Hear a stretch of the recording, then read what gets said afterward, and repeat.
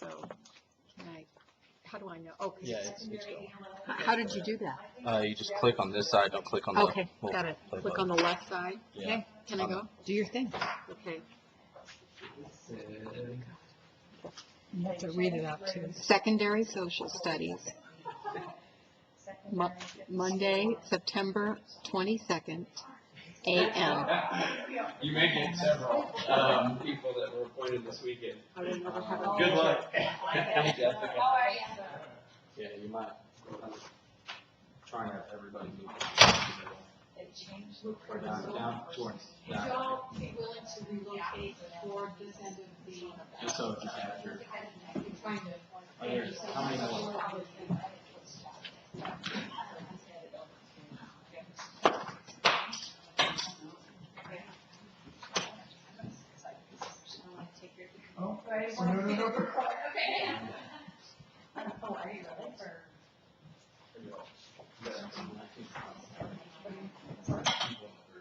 Uh, 17 plus us 3 is.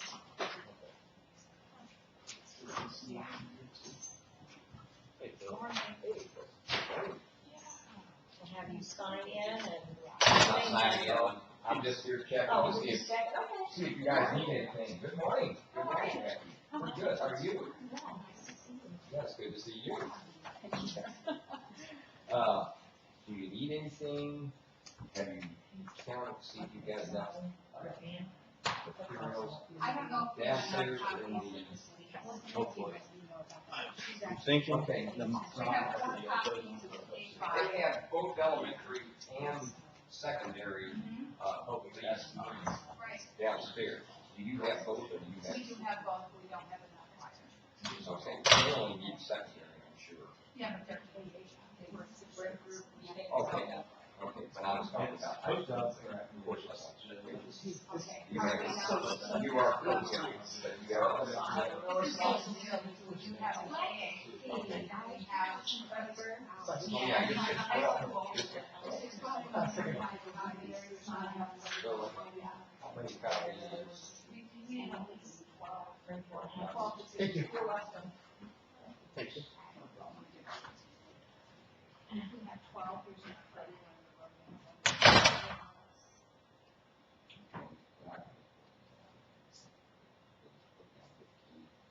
Hi, Jessica.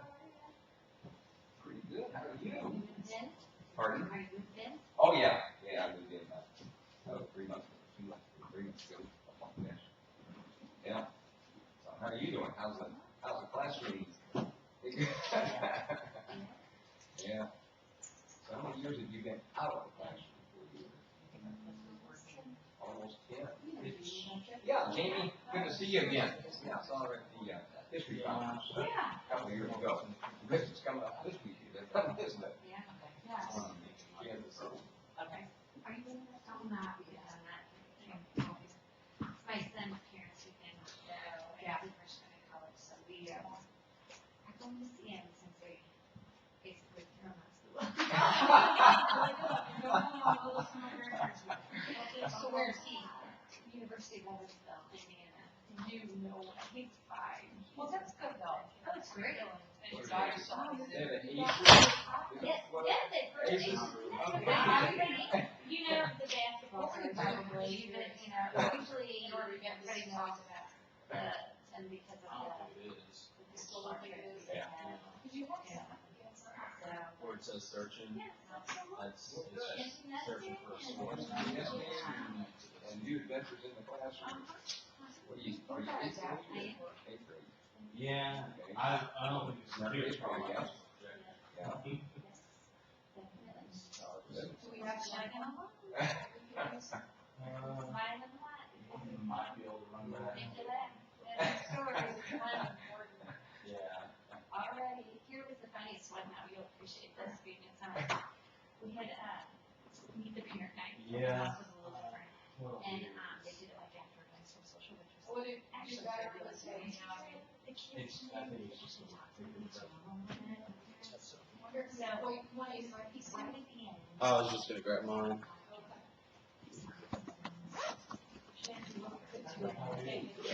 Projector, I could give on my machine and use encouraged to make that. She had 2 babies on her hip.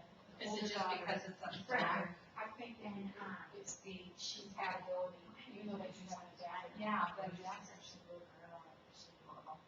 Keep looking at the mom, keep looking at the mom, looking at her, and she's talking, and I'm like, did you graduate from breakfast? She said, yes, and I'm Marquette. She said, no, it's not. She didn't like this out. Jill, are you gonna go to the motion? My first time. My first time. The last one. Good for your brain. Well, Yeah. that is a roll Not back. only that, but it gets better. It gets better, she said. I'm gonna be presenting with one of the art topics. Good. You needed an educator to translate, how do you use the Yeah, that's Absolutely. You have to make that I up. want to keep stressing it. Taking all the experience in my office, giving away. Yeah. They have a little sign-in sheet and stuff. Okay, we have sign-in sheets downstairs. Are you, I didn't a think member of the Workgroup? second one is Yeah. so. We didn't get anything. Never I seen- got never seen that. we got this Yeah. I read it. never mailed information about the location or of the meeting. I'm so sorry. Excuse me, if that's the way this is, right? We need to have a discussion before anything happens. I am. Definitely. Down here is a sign-in sheet, Yeah. name tags, and there's also a You table know, tags. everybody has to, make a change Right. at some point in your life. I haven't made very many radical changes in my life. I thought at the same place for 30 years. Been in the state department for 16, so I'm not one of these people that moved around a lot in terms of career. So we'll need one. Are you gonna trash? Yeah, I'll do some traveling. I just got back from New England.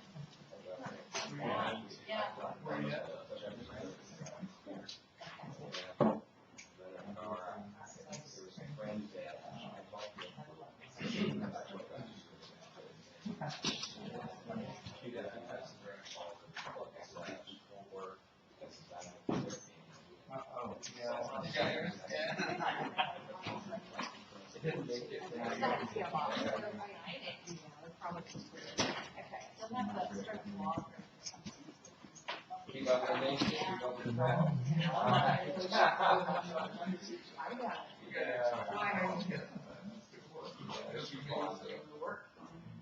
Must be, one of my colleagues is something I'm looking forward to. Sitting around. They do, but they have the people that are helping facilitate the true.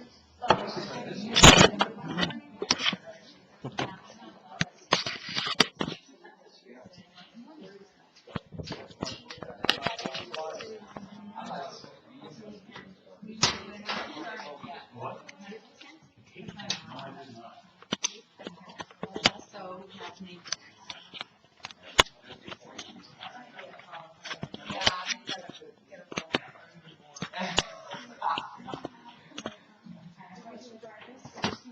Yeah, these should be.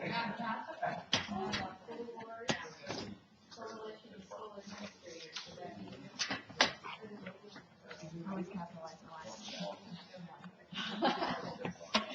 Funny.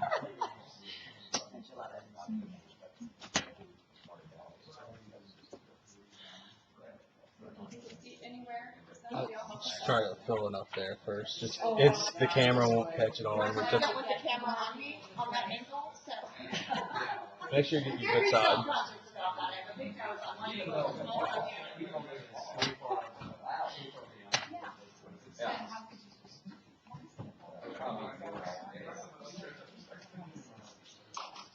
Oh, that's the other.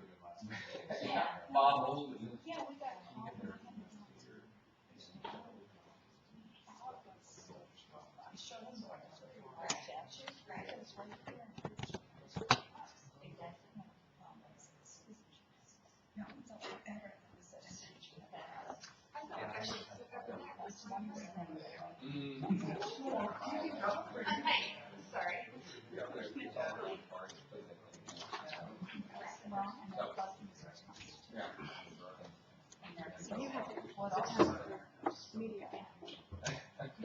I'd say it's more everybody says. Chester? Wonderful. Okay. This is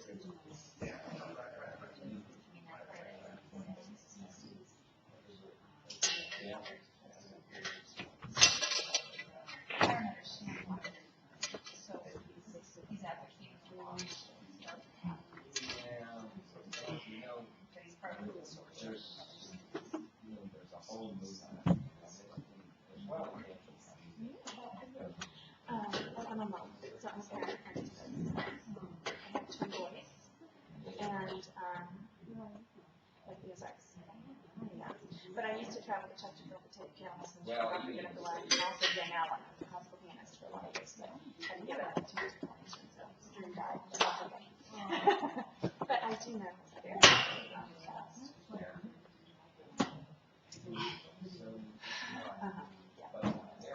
High school. Well, I actually was in an arts academy in Michigan for high school. And there's only so many pieces that I'm talking now because I'm in the portion. Excuse me. How good is your my name is sign in as opposed to presentation. That's something to my knowledge. So there's now, well, one for sure that there are 2 pre-sessions. People have questions about how to take part. So again, I think there's a table tennis.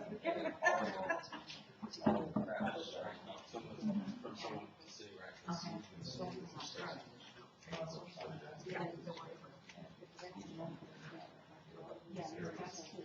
This is not work itself, it's just actual wage. Well, I was part of the 3. Reset dates from the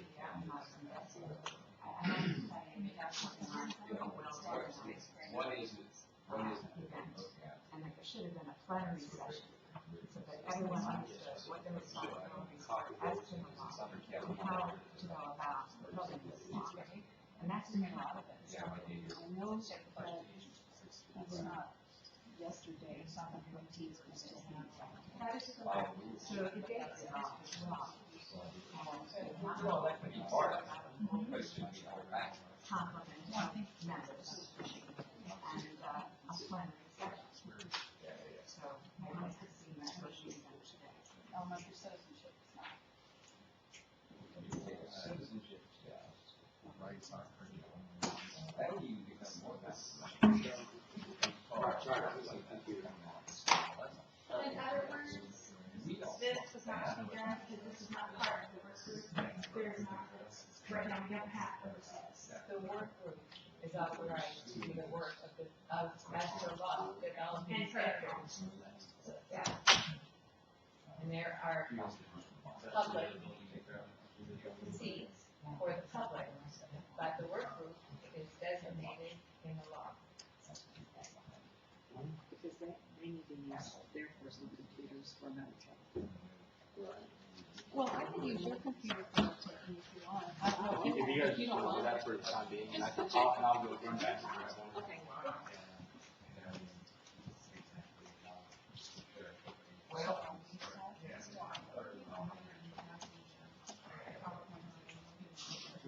I have a question. The way you have PowerPoint, you don't want to work with it. Well, I don't understand. I mean, This is actually taking charge of the duties of work. that's not right. That's, they're not supposed to take part in the work. They're not included in the law. It'll be exciting, isn't it? I don't know why you're doing that. There's no We way. had some pretty good discussions. Yeah. Save you some time. Yes, you can. I'll be back. I'll be there. We don't have our members. I just learned this morning where I belong. Hey, Chris, what is your cell phone number? In case I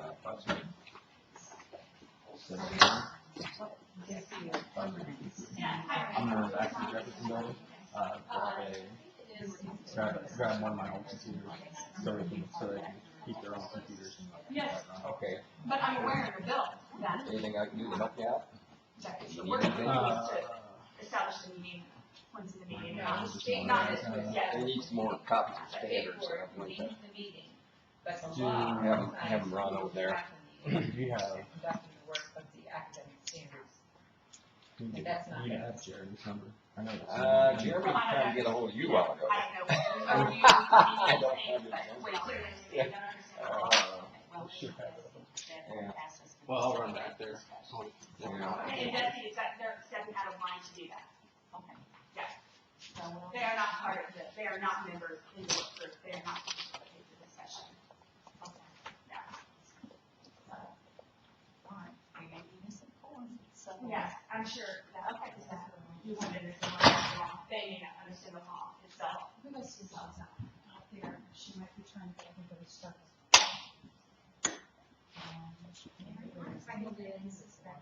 Secondary social studies.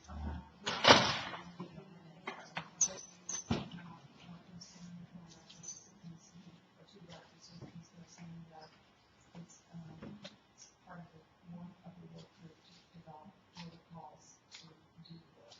And so, we're just going to so we can understand what to do next. Thank you. I'll keep my hand on this. So please put this account and come over to the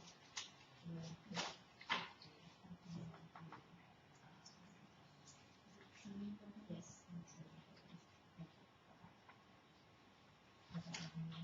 Well, as her voice.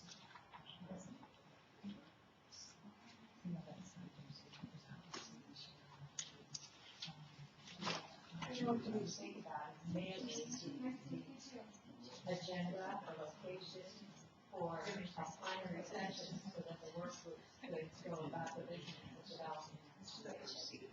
It's not. Betsy's authorized. I've worked on it.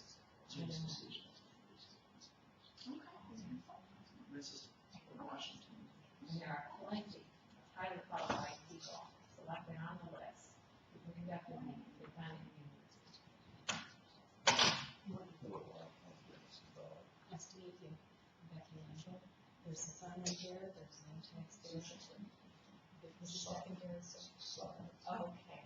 Do we know where science is? I can tell you from the. 400. I think science is in 400. 400, such a work.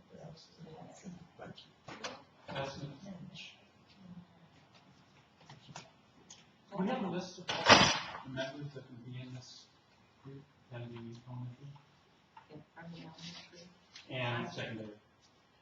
I don't have the elementary list, they do the secondary list. How do we get the elementary? They put it on the website. So if you go to SE settings and to curriculum, and it's 1490 Workgroups. Can we have a list of everybody who's in this? It's in the secondary? You have, it's on the list.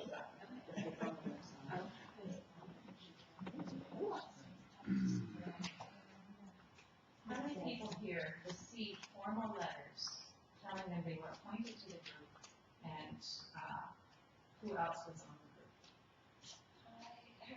I received an email, I didn't have, who else was in the, just the email. No, I never received anything like I that. did not receive an email either. I didn't receive a letter either. Yeah, many documents to study. So I would say that we're not prepared to meet as a group and do the professional work of developing academic standards for the state.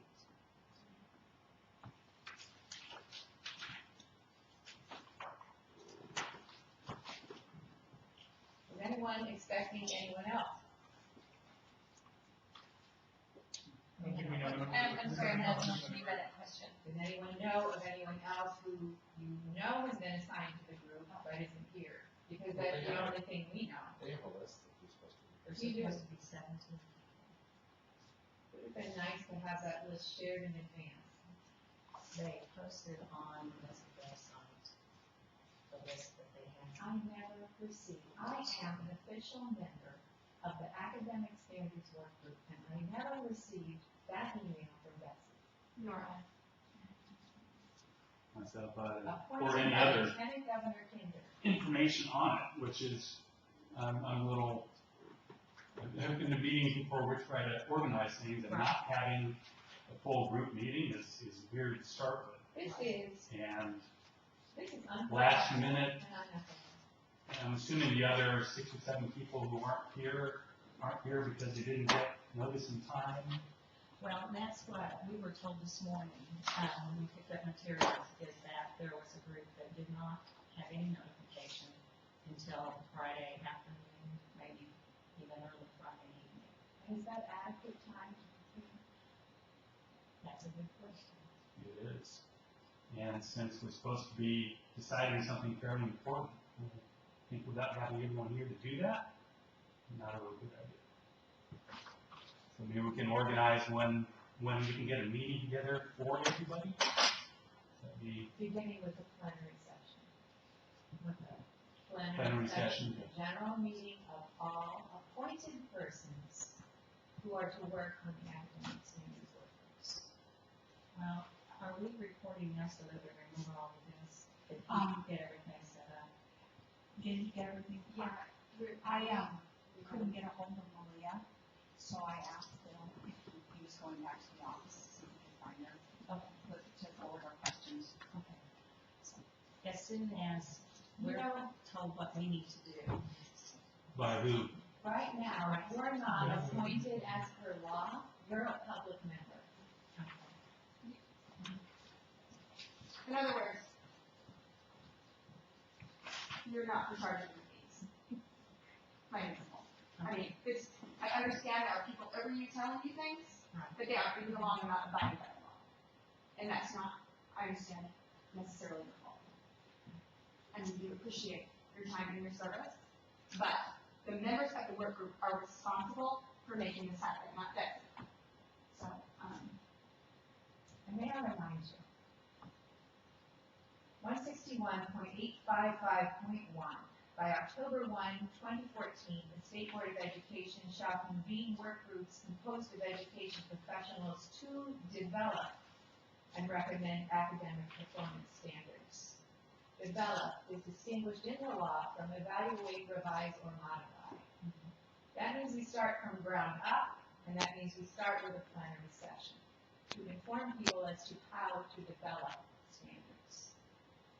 That meeting hasn't taken place, then we need to find out who is actually appointed as per law and get their input as to good dates for doing that and the format of future meetings.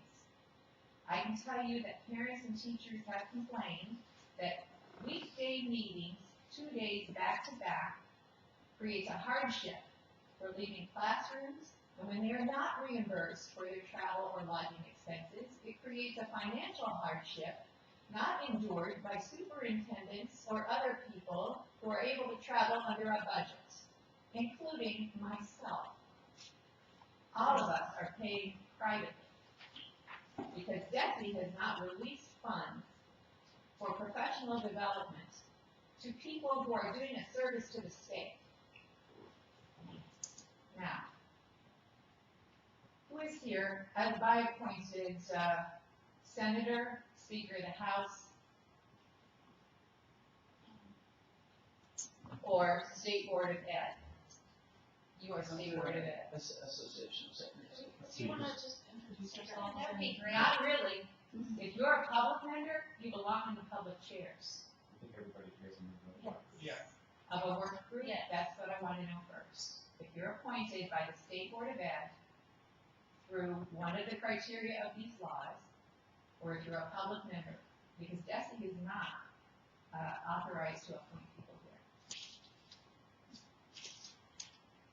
You guys were putting out, you remember it. Yes. Yeah. By whom? my understanding. From the notification we received, I guess. Listen, when I'm getting information through the media and not through DESE, you should imagine that my impression is not good at the beginning. And we need to get straight right away that we are behaving as per law. And you can appoint it, I didn't hear, Lieutenant Governor Kimball. okay. And did you get a letter? That is So you the got an problem. official letter? I got a phone call From, Ryan Button. and I also had an email, who is, but I do not have formal recognition from the State Board of Ed that I will be doing the work of the state, gratis, for, the work of a citizen.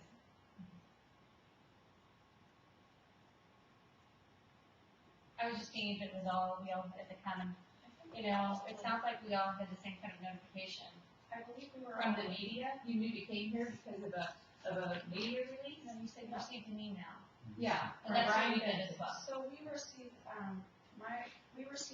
I received an email, late last week, because I believe this committee was confirmed by the State Board of Education at their meeting, which was not until October 16th. So I believe we were, September 16th, I believe we were on that agenda, and so all of this had to wait until State So Board. you are confirmed by the State Board, but not all of the work groups are fully constituted. I did not So the get on the names board. submitted by DESI, by the state board, all of our names aren't on there. So the only names that were on there that were confirmed according to the minutes were just the educators. But I'm representing the teacher education, side, and so I was submitted to DESI As a higher ed as a representative? higher representative of the teacher preparation program. Okay. My name is on the list, I'm the governor's appointee. Okay, and Ryan? Senator Dempsey. All right, Jessica? I can't tell you who officially submitted my name. I have notification. Can you? yes, professional teacher organization appointment. Okay, from the State Board. And you were by Speaker and Speaker Jones. Speaker Jones. All right, so we've got that established. You are not, however, appointed by any board. No. All right, so that makes you a public member. Is there anyone else who's been appointed? Have you been appointed? That makes you a public member. I'm through with Senator Dempsey's office, Chris Howard and Senator Dempsey's office. All right, so you are a public member as well. Renee, who sort of coordinates you guys in your efforts today? Malia, and Franklin, and Sharon Howard. No, I think she was appointed. I'm through Senator Dempsey's So office. Sharon. Oh, you're appointed, Howard. yeah, okay, I thought you were a staff. No, no. Okay. So, All right. you called Malia, We but left the didn't get a voice. message from her. We've got Yeah, Sharon. Sharon. Do we have Sharon? I didn't got have Sharon's Sharon. number. I didn't What have was Sharon. Amelia? I'm sorry. I guess. I'm sorry, did everyone receive a copy of the law and understand what the appointments, how they were being done, and who is officially a part of the academic standards work group? That My doesn't concern- include- My Go ahead. concern is that, in the absence of direction from someone, that one person would come in and try to establish direction, because they might be more prepared or have some thoughts, and then the rest of the work group is sort of like, then underneath that, sort of connected to that idea or that agenda. We need to make sure that this is a democratic process, I agree with that. so that in the absence of direction from someone else, that we establish common direction and that we move on to that direction. And I respect your input in trying to find out what's going on, but we need to make sure that none of us come in here and try to take over a meeting. I agree with you 100%. But first we have to establish who is actually a member of the work group, and then the work group establishes the process for moving forward. And we're 7 or 8 members short, right? We're 7 or 8 members short, which means we're not actually going to be taking a vote on anything. What we can do is informally assign somebody to collect the information for contact.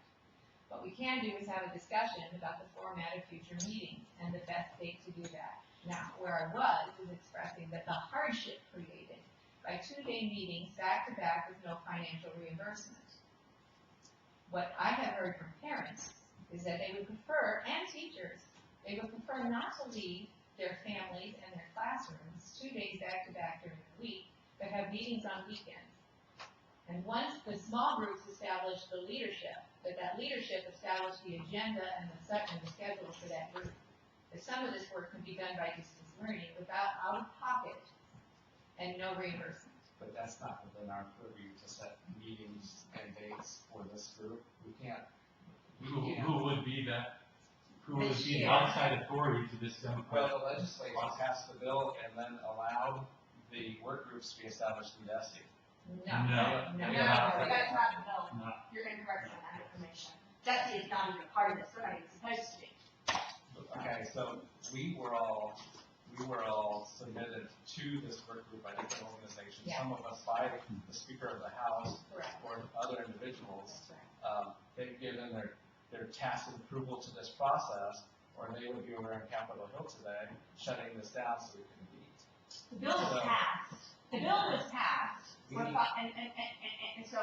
and what's in the bill are what we call laws.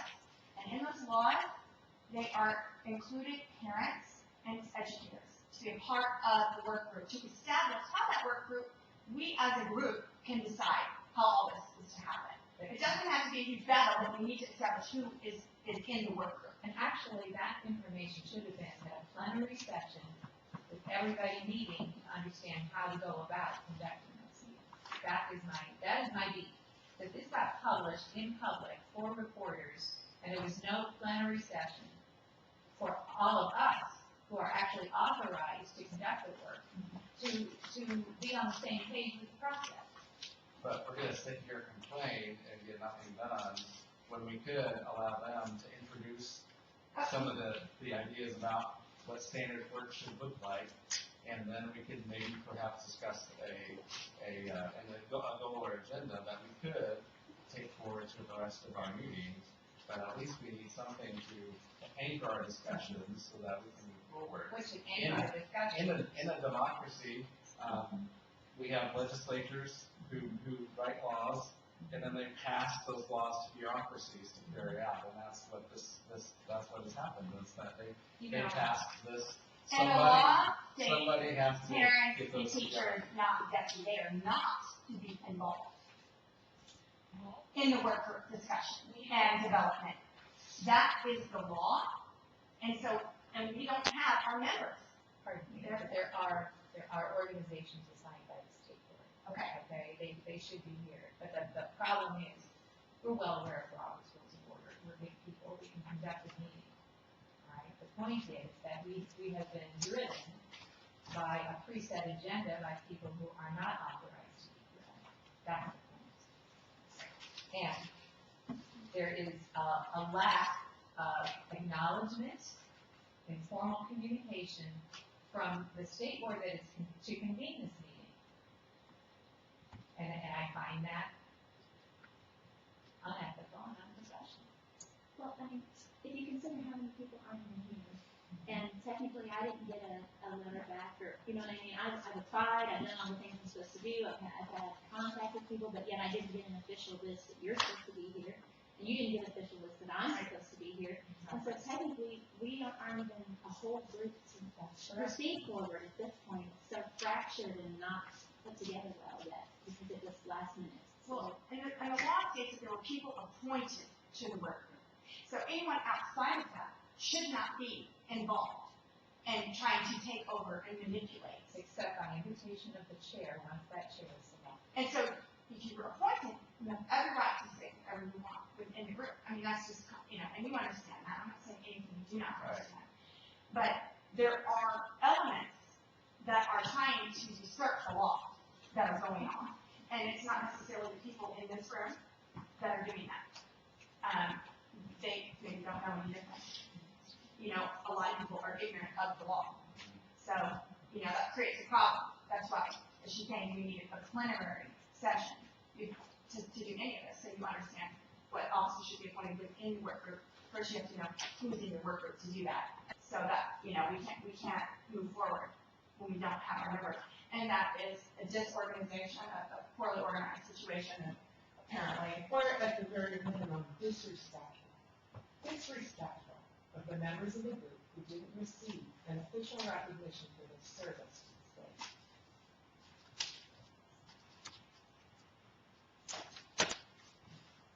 Now, I voiced my opinion, not just my opinion, but the input of others who have said it is a financial and a personal hardship and a professional hardship to give up personal days when the schedule could have been made for for the convenience of the members of the group.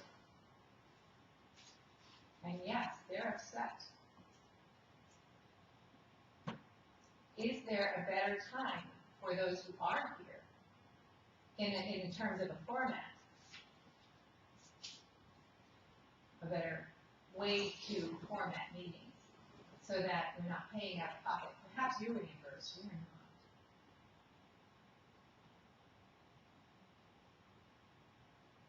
Is that one of the reasons some of these people are not here? I mean, Possibly. The information that we were given is we may not have some here due to the late notice on Friday afternoon. That would be another one. so, I mean, you don't even have time to really get informed on any of it, because it's the last minute. The fact that these meetings are happening means the state board has met its minimum requirement in the law. It said by October 1, these meetings are by October 1. We can move forward and determine our needs for information and the best format for getting the best standards at the convenience of the academic standards workgroup members. Is there some reason to push through quickly without, I mean, why is it so last minute? Is there some, I can make my best guess, and my best guess is that the information I received, probably 2.5 weeks ago, when I first knew about the process, that organizations were appointing their people.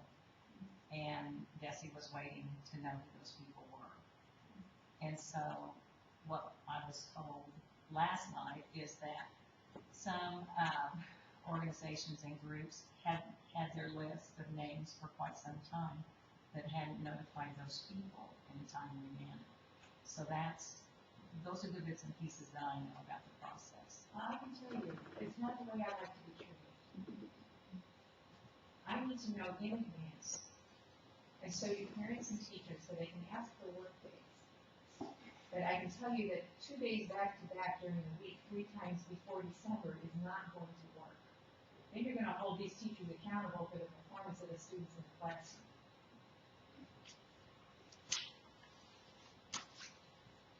Is there a best time to have a plenary session that is thoughtful and merges people so they can meet each other and develop collegial relationships between K through 12 so that you can know who you're talking to when you need to align standards?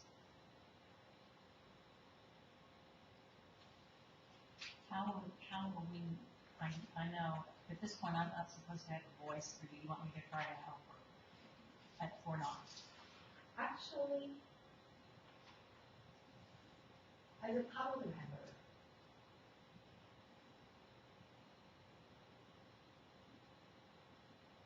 you would not officially, but because we don't have a formal structure yet, we don't even have all groups together, we may as well have the conversation. Well, I guess then what I was thinking is, in order to set a date for a plenary meeting, I don't know that any of us are sure who the members of this work group really are. So it would be hard today to move forward with the plenary process when we don't know who to contact and how to contact. So here's a thought.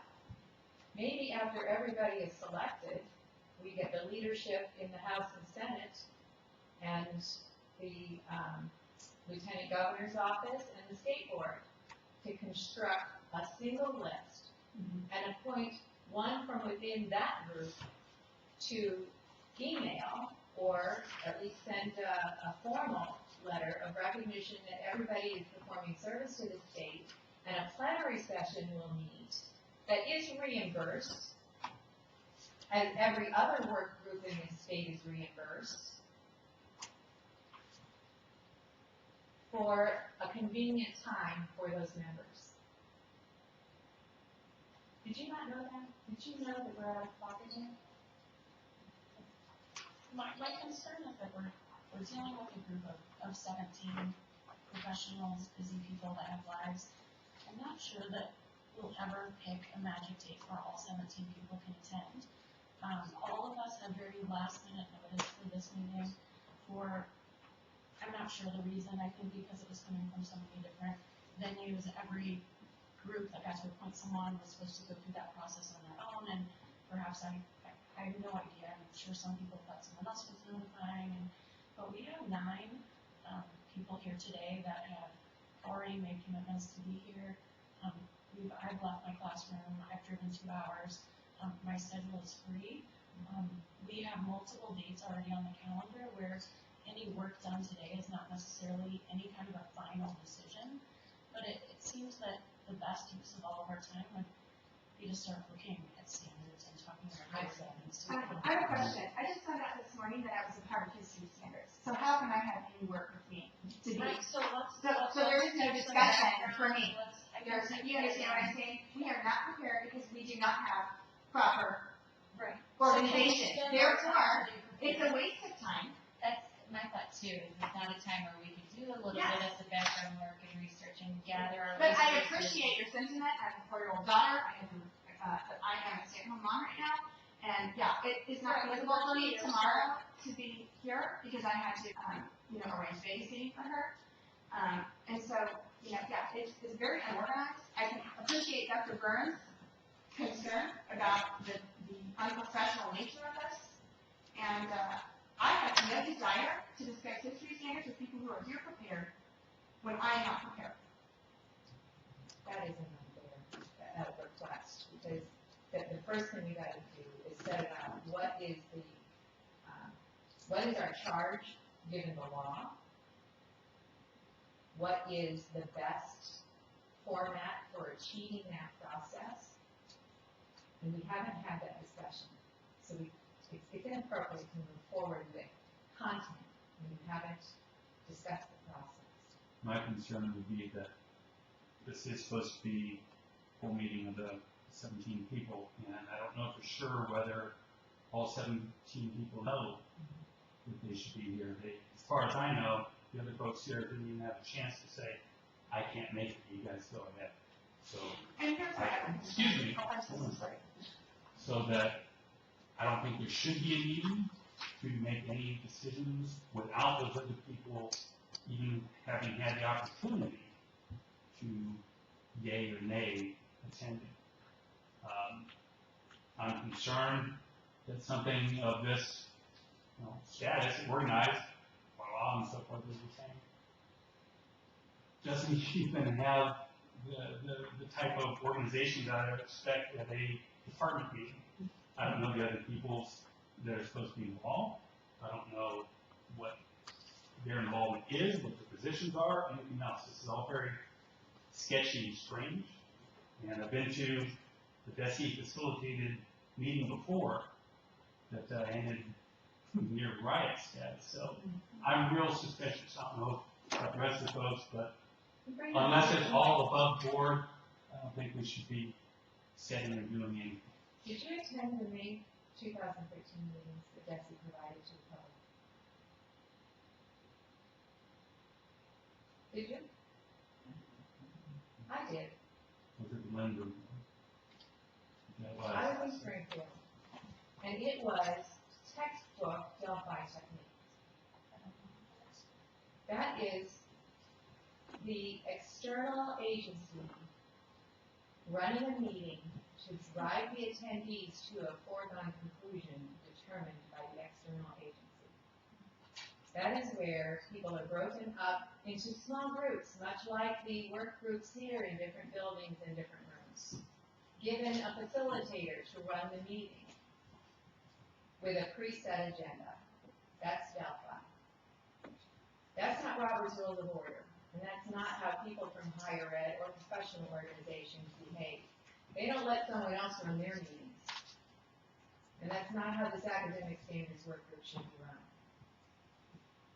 I understand where you're coming from on, we're already here and we've already invested in the, each one of us individuals, but we don't even have a 3/4 majority. It feels so incomplete, and I don't know how deep you can go and you don't even have your group, so And that was what I was gonna say, excellence, you know?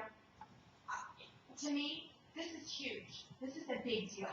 This isn't something we wanna just kind of do with mediocrity, this is something we wanna do excellently, we've been appointed to this.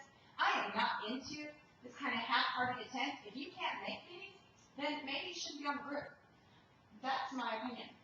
They're only asking us to meet, what, the law says 3 or 4 times, where we actually have to get together to meet. Actually, that's the hearing schedule. No, it's, very good at all. So you can meet at any time. Okay. There's 3 hearings scheduled in the month. 3 hearings. Okay, see, I'm even at a loss with some of the, because it's not been totally well communicated to those who've been appointed to the work group. And so that is my frustration. It is not directed at anyone individually in this room at all.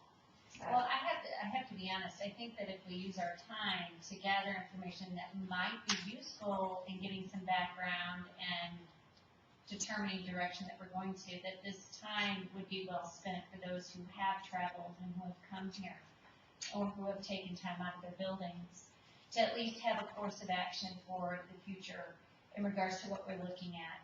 And I would say that it does feel as though some of the comments and the statements that are being made are being directed, or we're being asked questions very pointedly that seemingly we really don't need to answer to be able to move forward in this work. So we've now been here for officially almost an hour to work, and from someone who has traveled a few hours and got up early and had to make arrangements, I would find this use of time to be very productive if we would spend time gathering resources, even if we took the time to look deeper at the law, because there is obviously some confusion, misinterpretation that can happen at all times with laws, that we may need to come to consensus on what we're guiding as our focus. And when we talk about a plenary meeting, you know, I keep hearing that no one should be involved, or these outside forces shouldn't be involved, but who is setting that up then, if that's the expectation? It's internal. You set up an informal chair, and then you go about the process. But according to Robert's initially, rules. The people from the floor recommend candidates for chairs of these committees. but and I then understand chair that. in the meeting. I understand that, but I guess what I'm saying is that, who did you see initially contact, I mean, it appears to me that there's a vision that you have of the way it should be. So I guess if we back up a little bit, I'd like to make sure everybody's needs are met as well, because there's obviously some very strong feelings about needs, and making sure that we're all in a place that we can work together comfortably and productively. I don't disagree with a lot of things that you're saying, but I am finding the climate already becoming very tense, when I'm really here for a collaborative effort in the effort of making sure we do what's right for kids.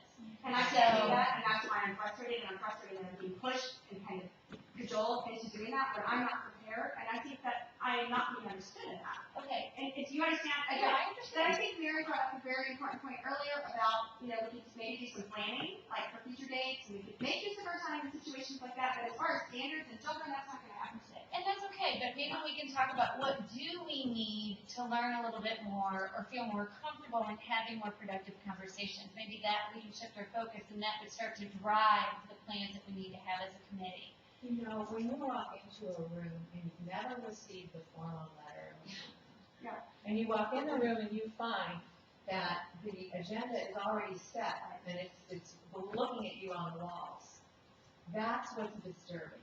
And I agree that there's tension in the room, but it started when I walked through the door. And I'm hearing that, and I understand that totally. And there's a lot of things that you said that I think have gone through all of our minds, but I guess what I'm saying is that we're here, and I think we can do some productive work. While it doesn't have to be revising or changing any standards at this point, but the fact of the matter is we need to do some background work anyway before we can even start to think about standards. I agree with you, and I think the first thing we need to do is understand what is written. I think coming to terms that we're all interpreting it the same way would be a great place to start. So maybe that's where we should begin, is really digging into that. Do you have a copy? I do. All right. May I ask a question? Where do you, as we sit here, where do you think the misunderstanding think Desi is that when you look at the law, where do you think the disconnect came in that we were here to facilitate? Do you think it's that According to the October law, the state board convenes the meeting. That means you set the first meeting. It doesn't mean you drive the agenda.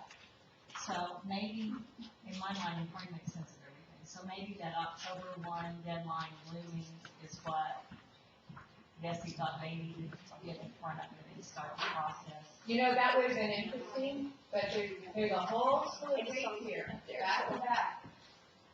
That was never authorized. Okay. And the potential cost actually eliminated some candidates. I was just trying to understand. Well, the point is that the process really does belong to the people, not to the department. And there was no input from the people who wanted to participate and had to bow out because of hardship. What other work group to a department in this state is not reimbursed for their minimum travel expenses and lodging? I've worked for states before. That's never happened. And if you ask me, it's discriminatory. We need to remember that, while Desi was asked, obviously to help coordinate this, that the law came with no funding. So 1490 had no funding from the legislature. And that's where the Right. problem was. But you don't need to have a fiscal note for costs under $30,000. We're bringing everybody here for all the various work groups that are here today and finding reimbursement, I'm sure would be pretty large expense. So, I mean, that is the reality of what the legislature did, is created an unfunded mandate for the state to create a new, or to look at standards without any funding attached to it. And that was obviously a huge That was oversight. explained to me, is that the expectation was the professional development budget that Betsy receives was expected to pick this up. And trust me, there are teachers here who are using personal days and not getting paid. So they not only lose their pay, they lose the option that they would have had to use that personal day in another way. And they did it out of a commitment to education. And it's uncalled for. I'm not Because connected with any teaching organization. I'm a parent, when I work at a job, who expects me to be there?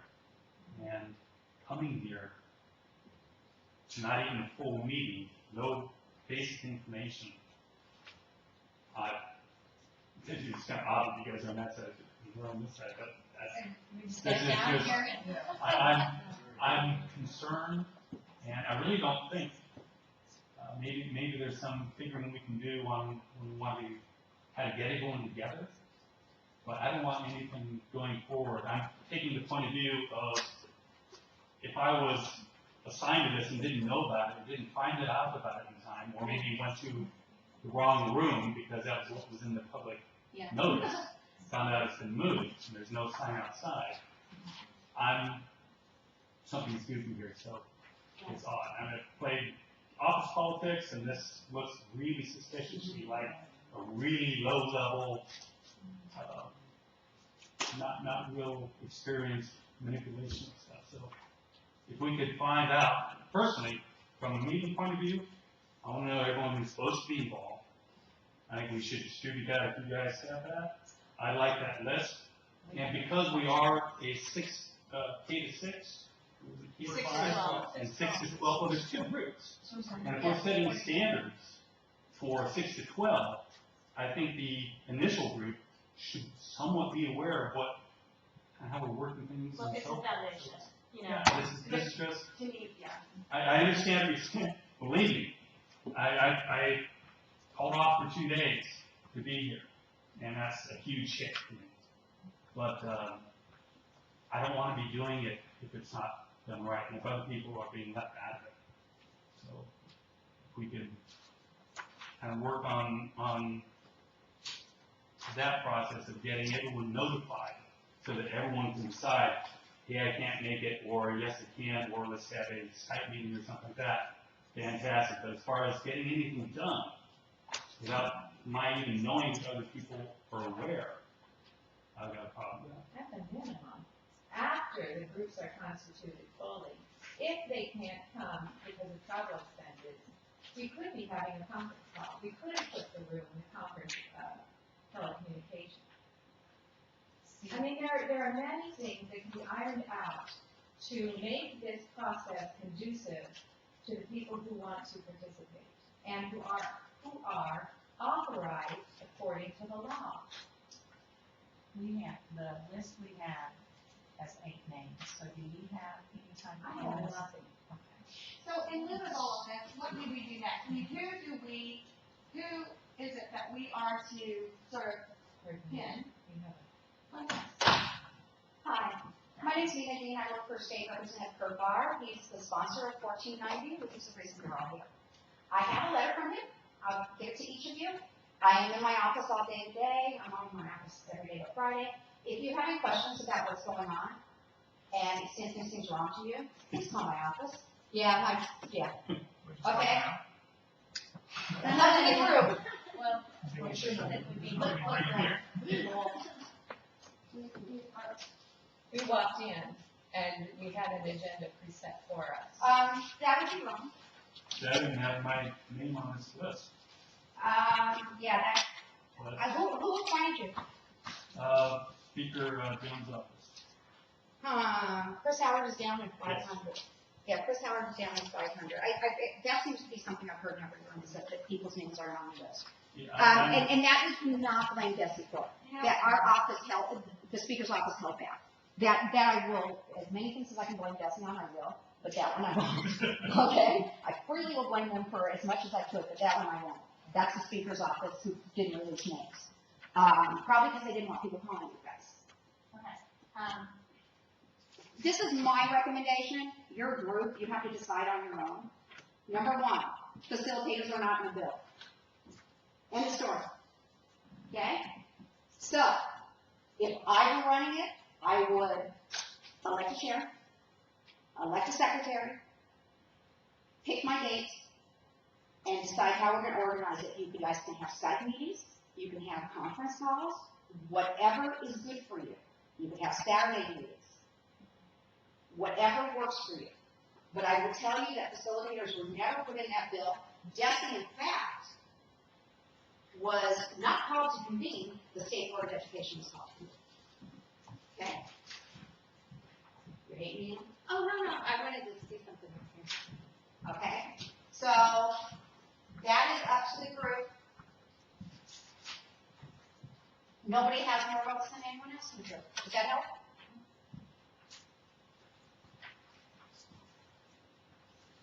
Can or should votes be taken without full membership here? Or You know, without I heard. knowing that full Okay, membership I is aware? know that Dempsey's office did not fill all their slots. So if you have someone who wants to be on there and they qualify, you might want to have them call Dempsey's office. So that also is not on Dempsey. That's not Dempsey's fault. I know that the speaker's office, I can only speak for the House, I know the speaker's office filled all their slots.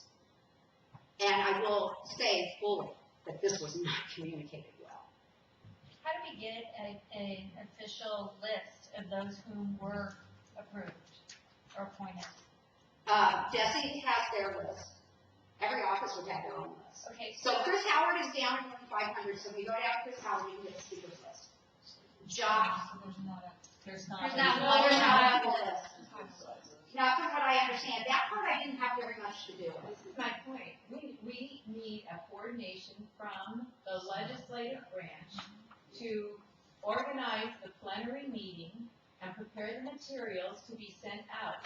And we tried to do that. who's we? Chris Howard Your office? went all the way to St. Louis to speak to Desi, had an agreement, and Desi got that. Back out. Yes. We had an agreement to have everyone show up at the chamber at 9 a.m. to have an organizational meeting, and then Desi changed it. I'm sorry. That's where I thought I was supposed to be, was at the, chamber at 9. Now, understand, I cannot blame her for what the speakers does. I can only blame her for 1490. Okay? But I can tell you what's in 1490 because I know it probably better than any person here. Maybe not better than her. Okay? Except for that, I keep hearing that DESI's supposed to convene, and I'm like, no, State Board of Education decides when to convene. There's never anything in there. The 3 meetings that they talk about in the bill is for the State Board of Education. That's not for you guys. You guys can meet every week as far as we're concerned. We don't care. There's no way, as a former teacher, there's no way that you can write the standards in 3 meetings. Okay. You also have a year to do it. Yeah, right. So, those 3 meetings, if you read the bill, they say the State Board of Education will convene 3 meetings, 30 days after the passage of the bill, or after the beginning of the new year, October. So, that's all on the State Board of Education. They don't say what the work groups have to do. There's very little guidance for the work groups in there. That's because you're supposed to be autonomous and on your own. That's correct. Okay? Does that help? So it does help. And so my question is, what role or lack thereof is DESI supposed to be helping in? Because apparently they have understood that they are a major part of this, and I'm not really sure who is manipulating that. That's a good question to ask maybe the speaker. I can't get an answer to where they came up with the money for facilitators. So, right, because they have money for facilitators, and but not money to reimburse the districts, yes. That was my screaming phone call in person. Well, and what is their job description in relationship to this? They operate under the arms of the State Board of Education. Okay. So I'm assuming, you know, they say assume, but I assume there was an order by the State Board of Education for DESI to convene it. Because it's really not realistic that the people who are sitting on the State Board of Education organized this. So they would have gone to Director DeCastro, told her to convene it, and that's how we got here. Now, they did an end play by trying to change what's in the bill. That's the truth, by saying there's only 3 meetings and this is the days of the meetings. Okay, no way. So, you guys don't have to listen to them. I would recommend that you have a secretary who tells them when you guys have finished. This is how we wrote the standards.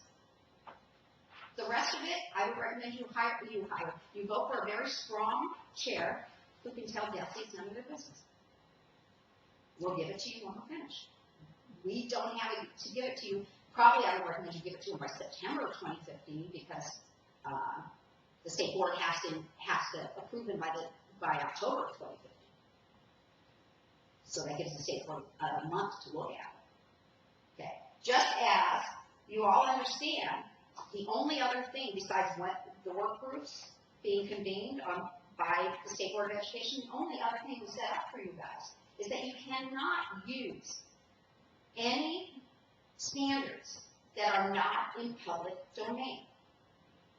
Okay? That means that they're copyrighted. You cannot use them. The only standards that this office knows about that are copyrighted are Common Core. That puts Common Core out the window. Forget it. You cannot use Common Core. End of story. It's the statute. Don't like it? Sorry, it's the statute. It's the law. Okay? But you could look at the state of Massachusetts, who has very good standards. And look at their standards and see if you like those. Has very good standards. Huh? Missouri has very good Okay, and Missouri has very good standards. And as a teacher, those of you who are teachers, you guys know that you say, by the end of by the 4th month of 3rd grade, the students will know this. We don't say by the 4th month of 3rd grade, the students will know how to do this by this method. Because once we add by this method, we become curriculum. Right? Anyone disagree with me there? Okay.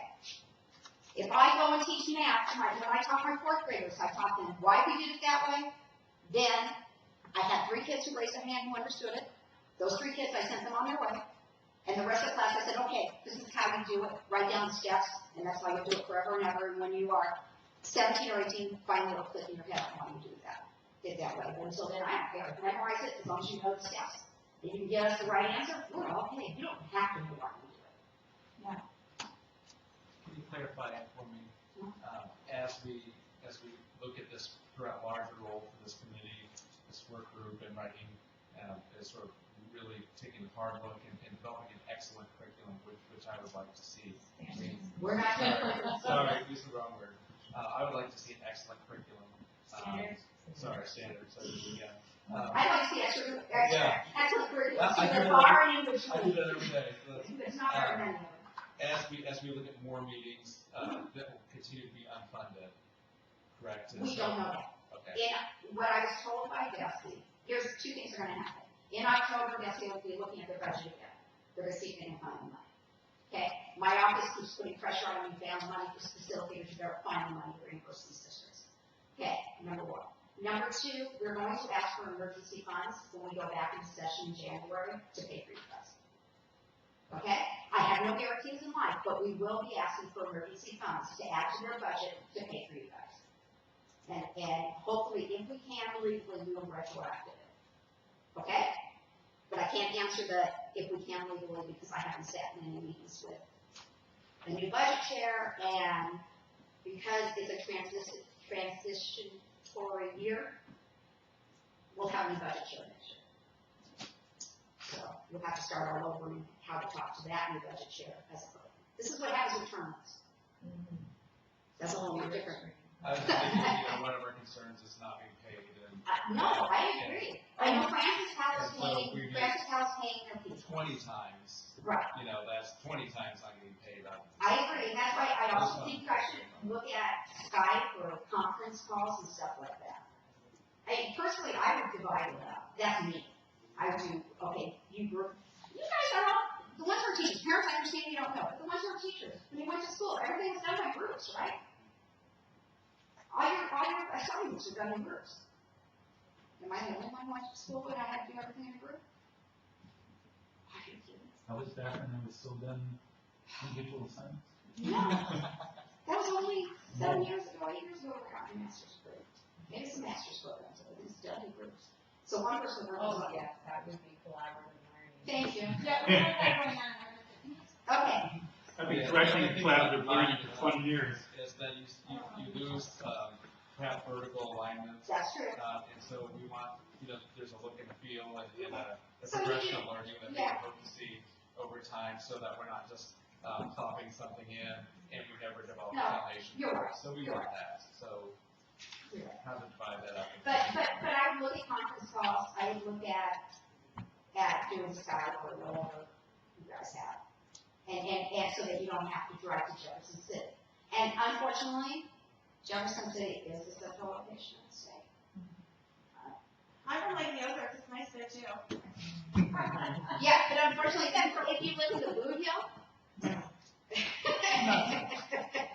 And there are people who insisted that we have people from all parts of the state. That's right, so Because- rural And- and and- metropolitan would be. Yes, so you got people coming up from the Boot Hill. And so that therein lies the problem. And since I work here during session, I know how far some of these reps have to drive and how many hours it takes them. It would be nice and all to reimburse, and I would go for that, but if we're not, I mean, that's fine, if we gotta do it, we gotta do it. But I would just like to make sure that we're doing it right, all the people that should be here and involved are here. Yeah, I agree. I And don't if- want, I don't want, Dempsey's I office, understand what you're saying with Dempsey's office. that's the only office I know. And Jones and whoever else, but it's really us who are the work group. We control what we're gonna be doing here, not anyone else, and I was getting a little concerned on, have you talked to Amelia, whoever, I don't know who that is either, or anyone else here. But the work group should be deciding this, and if we, as the folks who are here, want to maybe select someone temporarily to try to get hold of everybody or get us all the information so we can set stuff up and do it properly, that would be a good positive move. Nina, can we ask you to? I can contact Dempsey's office, I can contact, Lieutenant Governor's office, and I can contact, Chris is down in the meeting, And so. organize the plenary session so that we can all come together as colleagues. I'll see what Dempsey will give me, they may not give me people's information. You know, why is that okay, and not the other way? We're now arbitrarily assigning her to do this work. Because she's a point of contact right now. She's the person in the room we know from the legislative branch. I'm not assigning her, I'm asking her if she's in a position to do But I that. think if we're gonna work as you had hoped to work in the beginning and suggested that that needs to be a joint decision on how we're gonna move forward to do that, not just an arbitrary appointment. If we're truly gonna work the way, as you described, I think all of us would agree, as a committee working together through voice and democratic process, then we should stay true to that. And I agree, I'll tell you what So that's a, You know, again, Well, yeah, we, okay, I will tell you what I will do, okay? I will, you guys figure out who's your point of contact in this room. You guys figure it out, call me at my office and tell me who it is. I will go to Dempsey's office, the Lieutenant Governor's office, and the Speaker's office, find out who's supposed to be in this group. And I will give you their names and contact information. Does that sound fair? Okay. I will not contact them, I will give it to the group we call. And then we'll know if there's openings. That's what we have to understand One here. last thing is that I think this process is the same thing that's going on probably in other work Yeah, groups. otherwise, I know. So, Only, this is when the you only speak room of where they let me talk. a plenary session, you imagine every work group in one spot, not just us, but every group. That's what we in one try. spot, so that everyone in every work group fighting the same thing, understands the same thing, not having to repeat. That is, that's Exactly. the point, to get us all on the same page. I think everybody with you all the way. given this charge needs to understand that relationship that they have as colleagues in the small group and as colleagues in the large group. I was trying to clarify. Okay, this is secondary social studies? History. History. With social studies. Now, government is looking in charge of it. history. Right, but that's not just history. Yeah, it's social. That's social studies. Yeah, there's no such thing as history and geography. No one learns geography anymore. Don't get me started. No, that's Yeah, what the law says, and that's what we need to discuss later, about what is in the law. We have graduation standards in high school, middle school, they take social studies, it's not just all history. I understand. And that's what's changing. But they also teach them the wrong things about government. Well, I think we, But I will get off this in there. I'm sorry. I'm sorry, I can resist that little one. yes, thank you. Sorry. That was my little, my mini bar that was moving.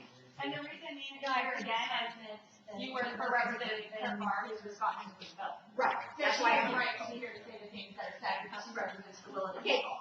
here's my other thing. You guys, because I see a little bit of it. You can't be antagonists. Right. Everyone has to work together. In the end, this is about the children. Absolutely. Okay, and I understand that this wasn't handled right.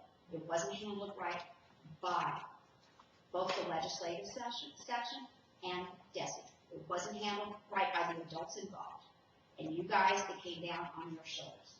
What I'm asking you to do is I'll take a deep breath and know that it's, you guys have to work together as a group, and you have to get along, and even though you want to stick up for the legislative side, you want to stick up for the DESI side, it's not going to work. It's all about, we already made the comment earlier, it's about the kids. It is about the kids. And I put all that wonderful flowery stuff in the first paragraph of my letter. And my boss said, you don't usually write all that stuff. But I want to make sure you guys understand that we believe it's for the children. The truth is, Representative Barr homeschools his kids. Common Core has no effect on his life. Not yet. Not yet. Well, Missouri, as you get more and more Common Core legislators, they're going to mess with homeschooling less and less. But federally, that's a different story. But I understand he really cared about education in our state, and that's why we fought so hard before anyone even knew what Common Core was. Okay. So, does that answer everyone's question? As much as I feel a little bit? Yeah. I thought you were all going to be in the house and I wore my heels. Just saying. So if this is an information gathering process, Mrs. Becky Michelle, she's gonna get us the contact information. And my phone number is on that letter, isn't it? Yeah. And your email. And the phone number. Okay, my email is Nina, Nina, Dean, It's on the letter. is it? Yeah, it's on the letter. Oh, I must have thought I was important the day I made up that template. Okay. And the phone number on here is for the office you're in? Yeah. I try not to give out my home number, because then people call me at 10 and 11 o'clock at night. And I only get paid when I'm sitting in the office, how rude is that? So technically, they would pay me for crossing the street. Okay, so that's it. If I were you guys, the first rule of business I would do is elect a chair, even though everyone's not here. You can always redo it later. Elect a chair and elect a secretary. Yes, and just start that way, okay? Make sense? No, it doesn't make sense, okay? Can I ask a question? They For made a dimension, no, I maybe, I don't know, I didn't know if you were still listening, I thought you stepped out, but, Massachusetts standards and Missouri standards that were developed that were put on the shelf that weren't utilized, is there a way to get copies of those? Absolutely, and as per the law, it has to be considered. That's the curriculum alignment initiative. And they're part of public record, not. But how do we collect that, if this is information gathering process? What do you mean? The Massachusetts standards are on their site. Wasn't there some Missouri standards that were developed using like? Yes, but I think were they not just higher ed? They were developed by the higher ed group, and it was designed to align the high school curriculum with, post-secondary education. And it is called the Curriculum Alignment Initiative. I have a copy here. And it does, as a matter of fact, I have a copy here.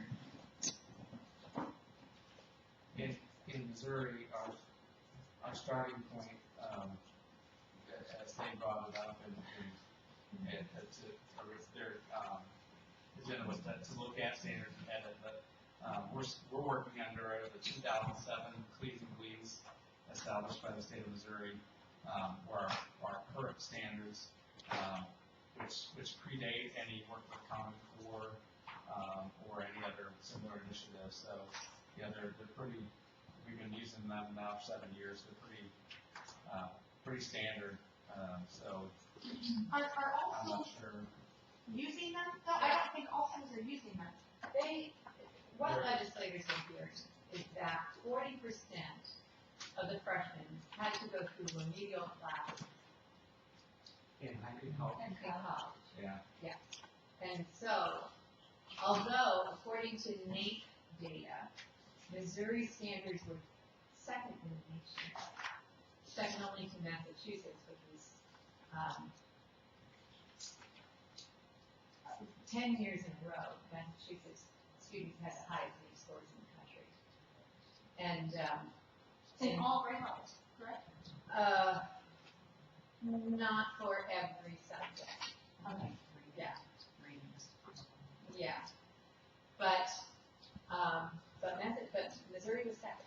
The problem was that you had mathematicians who would receive the students in their classes at secondary level, and these students had not learned math in a manner that taught them to think mathematically. And in 2008, there was a letter, are you aware of this? A letter written by 56 mathematicians in Missouri begging Commissioner King to align the Missouri math standards to the National Advisory Panel in Mathematics, because those standards would prepare students for science, technology, engineering, and math. Whereas the current Show Me standards, and I don't want to get involved in the discussion, but it's in the letter. The current Show Me standards were teaching constructivist math, which did not prepare the students for post-secondary mathematics. So they begged for a different set of math standards. Dr. Chin, who is in the mathematics department at Missouri State, was the lead author in mathematics on the Curriculum Alignment Initiative. I actually called him and said, would you do this?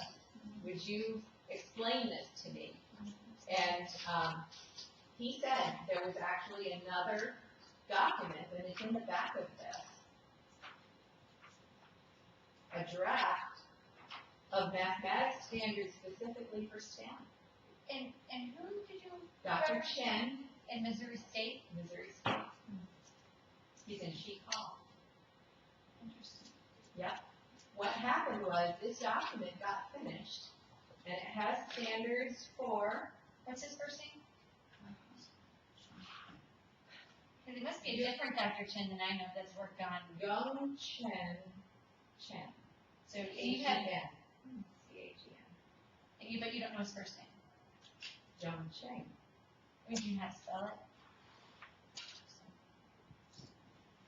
Because I'm aware of a different Dr. Chen who has worked with those standards, who's not from Missouri State. He's at Missouri State now. I know he is at Colorado. Well, I would I love. mean, I don't know another one. I don't know another. But I think the question is, are schools still using the current written state social studies standards? And the answer is yes. So yes, you're required to use the state standards when you're crafting your local curriculum. So when we write, but I think maybe, would it be a good idea to kind of just check in with everybody's familiarity? Like, I think we had kind of talked about wanting to review the House bill and actually that language. Maybe it would be a good idea to also just review our current standards. I think maybe everyone would benefit from kind of seeing what we currently have. And that would be something we should, that we could. Except for That's what we should be doing with everybody. the question is, are our current standards Common Core? Because our school is using No. Common No. Core. They're not. That's They're not. that's why I'm And we can, because we're saying we can't, you know. right. Our current ones are 2007, English, right? 2007. Yes. Right. Social studies, right. English Right, and like math. social studies, and social studies, Okay. I mean, Common Core has a one-page, like, Reading standards. It has a one-page where it says, this is what it might look like to have, to read in this way in a social studies class. This is what it would look like to write in a social studies class. And there's also a one-page science in the back of the Common Core, kind of honorable mention, is like, it will say, okay, if you're in a science classroom, this is what it might look like to read, But those or have to never write. made their way. But those are not. They're not in ours. And if you Of look, social studies. and even if you read the one page of social studies, it's not, content specific in any way. Like, it's only discussing, analysis of source documents and a lot of the skill that we already have in our state standards right now as we're written in 2007. So not every district is yet fully implementing. Every district is fully implementing current state standards, but because of our course that we're in social studies, it is fully implemented, but it has not changed. All right, in math and English, that's what the Common Core standards are, math and English. Missouri Learning Standards, the Common Core, there's a certain percentage of state standards that can be in addition 15%. to, yes. And so, really, we're talking Missouri Learning Standards, not Common Core anyway, but that's not even relevant to social studies at this point, because we're speaking to social studies that are not under that purview. Okay, the big hullabaloo is We that know. the Missouri English and math standards and Missouri Learning Standards are Common Core. We understand that. Okay, We're so, very aware as long as of we're on the that. same But page. that, We're but I very don't aware. think in this particular context, No. that will be That becomes a conversation. pertinent. But that leads as well, not quite, like you said, there's the one pager in the English language arts, which is for the English language arts group to take care of. But in the curriculum alignment initiative, which is in this bill, that must be considered, it's arts and humanities, engineering and technology, English and communications, foreign languages, mathematics, science, and social studies. So, What line What are- number is that? this is in the curriculum alignment But initiative. can you Where are you at reference in the House in the bill? House bill, Pardon? the line Yeah, item? yeah.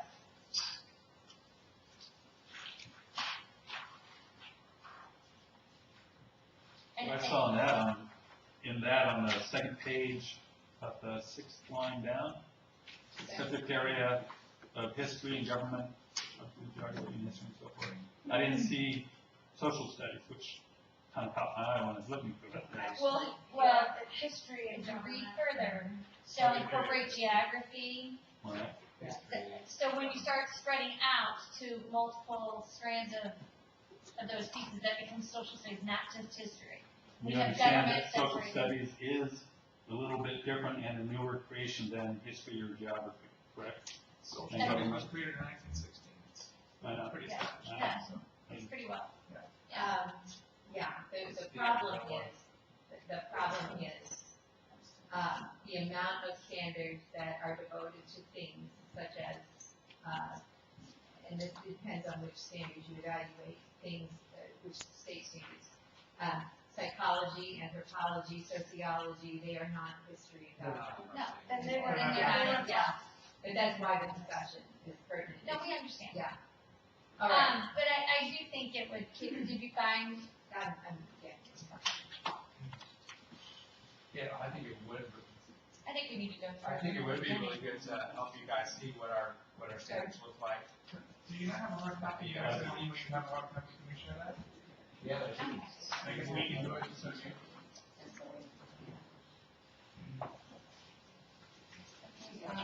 These current stations. And actually, they're usually referred to as expectations, not standards per se, because we are a local control state and districts can create their own curriculum standards from the expectations.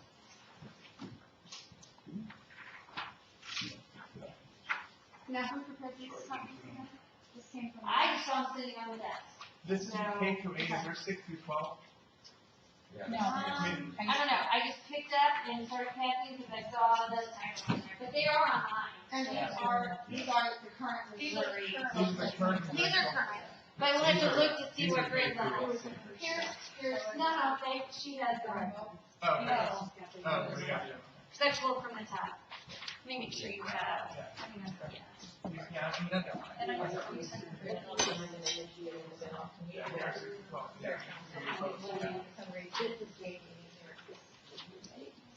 It's bolded. But we're gonna need K through 8 anyway, guys, because 6 through 12, so we have a little bit of both. Some of you have the high school, and then the K through 8, we need the 6 through 8 anyway. Plus, we need to see the vertical articulation that exists from K through 5, so that's why those are there. And that's the one. Yes. But you can get them online, and I'm happy to show you where. PDF you can download. Yeah, they were in ours, I'm not sure everybody. But that'll give you at least a sampling. And has anyone found a section in the House bill that kind of gives a direction of what needs to be considered? Yeah, That was the part I was working on. Well, I Okay, keep thank you. seeing, develop, evaluate, modify, and revise, not necessarily only develop. So the statement earlier about throwing the baby out with the bathwater, which is highly unusual for standard development anyway. Here. I'm copyrighted. 161.851, by October 1. Wait a minute, what line are you on? Because it's worth it. What page? Well, it's numbered on the left-hand side. Right. What So it's number? line 2. What page? Well, it depends on how you printed this out. But Okay. my page is 13 from the PDF. Okay. So if you'll give us a minute. There's no page. So there's a bill number, because this statute was written from existing state statutes. Okay, so it's page 13 on 161.855. Okay, that's 13 on electronic version. Line 1, by October 1, 2014, the State Board of Ed shall convene work groups composed of education professionals to develop and recommend academic performance standards. Yes. And that is in contrast to the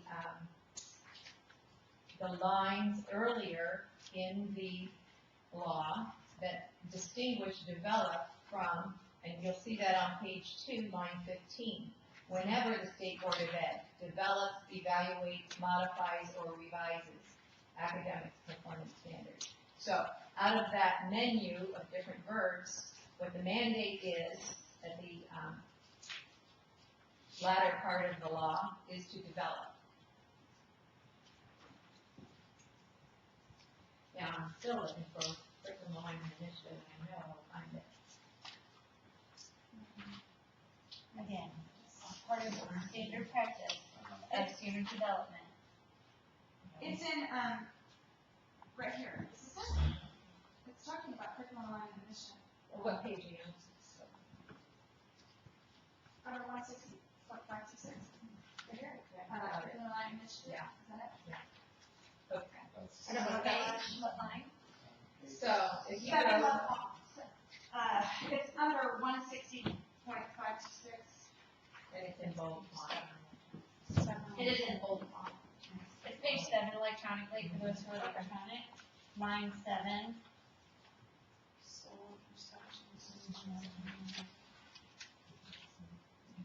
Because we have to back that shall consider the work that has been done by other states to recognize regional and national access to professional education, discipline-based association, That's a higher education.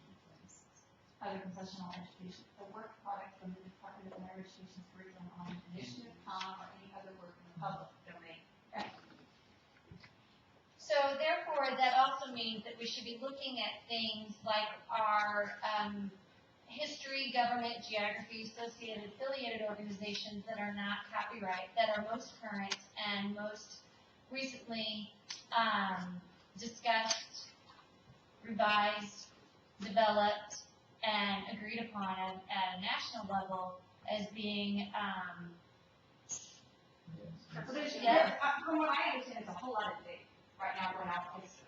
And my concern is that we do not throw out history, you know, I mean. No, again, that's I'm not- a parent, no, so no, no, I- no, you guys have a absolutely language that I don't know, you have verbiage and. well, you I'm have not under- suggesting, I'm No. suggesting that we gather our resources from all of those areas to be able to look at the patterns and the trends over time of what is the basis of where we want to go. And I'm not even saying we need to decide what that is, but we need to gather our resources. Well, I think Terrence Moore from Hillsdale College is a great resource because he discusses the whole issue of storytellers and how current models of history are storytellers. Okay, but it's, So, I don't know if that's just so maybe someone. we should write that up here. Do it, Terrence. If you know his name, you want to just write it up here, maybe we could, He's an Select excellent, those. I think he'd be an excellent, resource, thank you. can someone want to be, you know, if you know his name, it might be good for you to write it, because I don't know that I spell his name right. Thank you. And then does he have, is it a book he's published, or is it You know, I think it is a book, I've also heard his lecture, I haven't read his book, but his lecture series was excellent, so. You know, like I was saying, if we wanted to all become familiar, like, do you know if it's, like, any resources available online, or? That is a book. It is a book. Okay, and it's called The Storyteller. Storytellers. And I thought it was really impressive in understanding how we're developing minds of kids today who grow up on, of course, fast food television, and fast food history. Are you aware of the controversy over A-push history? Yes. And Larry Krieger and his critique? He is a AP history materials writer. So. But I don't know the background. You don't know the background of A-push? I know what AP US history is, I'm not sure his role in the. He had been a long time contributor to the College Board for AP history. Okay. And wrote materials for teaching AP US history. And. But that would be part of our state standards. And that would be the, At all. No, that's not quite true. It's a secondary influence that when publishers, and this is the argument. but is that copyright? But that's not part of this. His critique is not. No, but are the College Board standards in which he's referencing Copyrighted?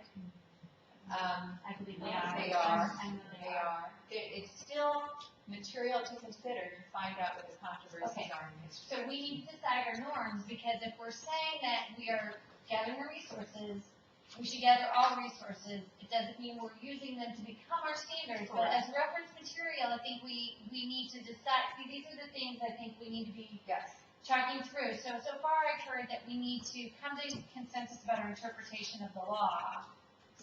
And then I've also heard that we need to come to consensus on references or resources that we'd like to gather to be able to view and become familiar with and make sure that we're all prepared for conversations based off of different ideas, thoughts. And I think, we need to be aware of our current curriculum. Yes. That's not current. saying that. Yeah, Our current so state know our expectations. current, And the large group should be aware of that, We right? can, So we it's can part of probably the do well by materials. projecting some of those and discussing how it's laid out and, what kind of statements are in there. So we're familiar with how, what those expectations are asking students to do. So you want That would be a great Like discussion. the current state standards. So we can project, And that needs to be K through 12, because we need to look at that vertical articulation and the spiraling of expectations over time and the depth in which they go. We've got to look at the curriculum alignment initiatives. now it was encouraging that in that statement that I looked at, right? And it was a higher ed thing, not a K-12 thing. The initiative document is a higher ed document. Yeah. But it was designed to align high school to the expectations of higher ed. That was the point. But it We was need to look at the encouraged, right? C3 frameworks that are a collaborative state effort to look at current trends and the learning of social studies. C3 frameworks, it's C3, the number 3, Yes. frameworks.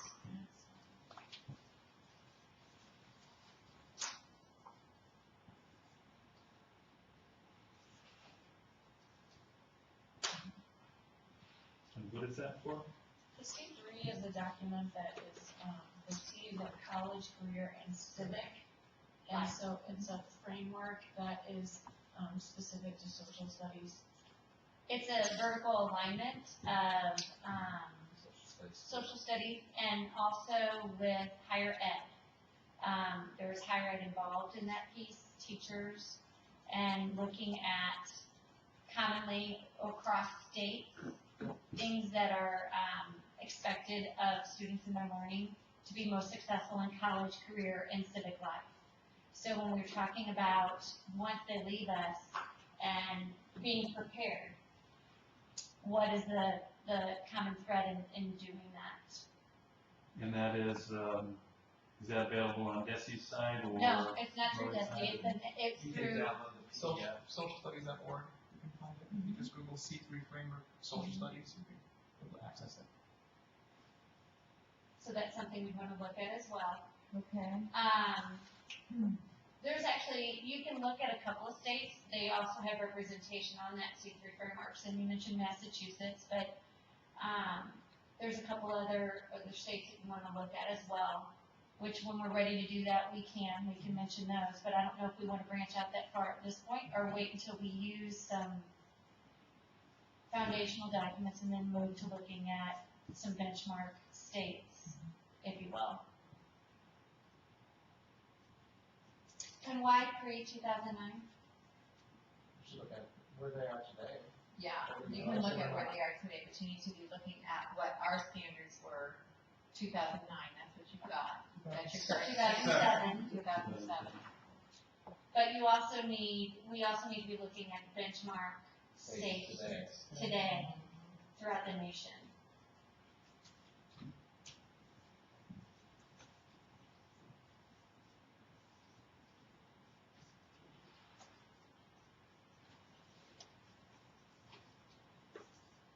And what's your criteria? Well, I don't know that we're ready to decide that yet. I think we have to talk about what all we want and where we want to go before we can develop criteria for. So right now, we're brainstorming, throwing ideas out there, looking to see if this is even a possible reference we can use, such and such, so on and so forth, because we really don't know, because we're not exactly aware of the law, so.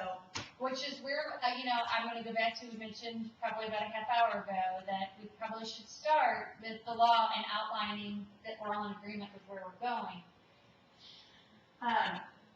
So what we do know, as far as we know, is what I know, what I understand. Excuse me, I'm sorry, I'm a little bit stupid and wearing on my sleep sometimes, but once I figure it out, I'm pretty smart. But we have current standards that we're going to look at. We have standards from before 07 we're going to look at, curriculum alignment initiative, that we, since we're in social studies, we don't have. I do know that Massachusetts standards are 2003. Okay. And we don't have as suggesting that maybe some of the other groups, since Common Core standards haven't necessarily been utilized within the social studies classrooms in Missouri.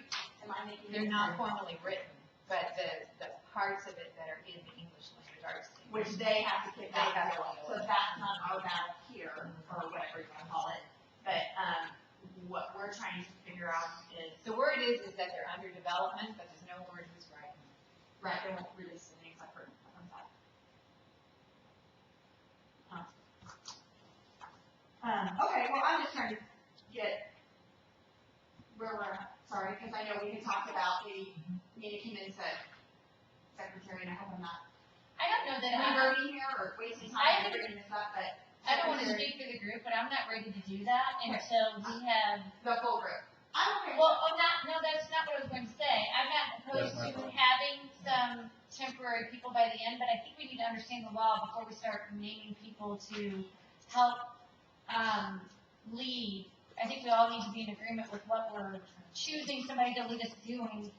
Well, and I think it's just job description, now we call it leadership, because we've all been called the leadership in this, and so there does have to be that. But if they're a point of contact and we're choosing them as a representative of a voice, I do feel as though I want to feel like we're all in agreement of what our job is. I'm not disagreeing. Are we at a point where we could, we've been here for a long time, I think just say like, I'm Steve. I would love that. I would love that. I'm sorry, but. I agree. Would you mind if I did that after a bathroom break? Yeah, right. Actually, great. I'm back in. And then we'll introduce ourselves and look at some laws. Is my purse safe if I leave it in her? I don't know, everyone's. Do you have, if you come, I'm not from here, if you work out of this one next time, so you don't recommend bars, snack bars. The fourth floor, I think, is, fourth floor, I think, was next.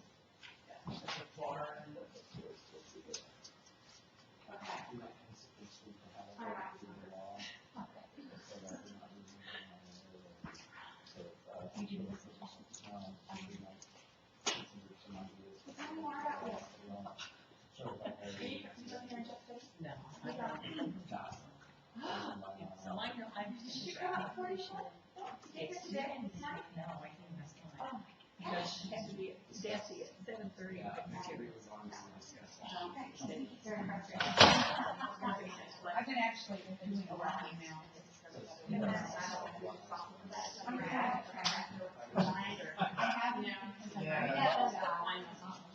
Anyway, but, so, you know, I was just there a year ago, and I went to,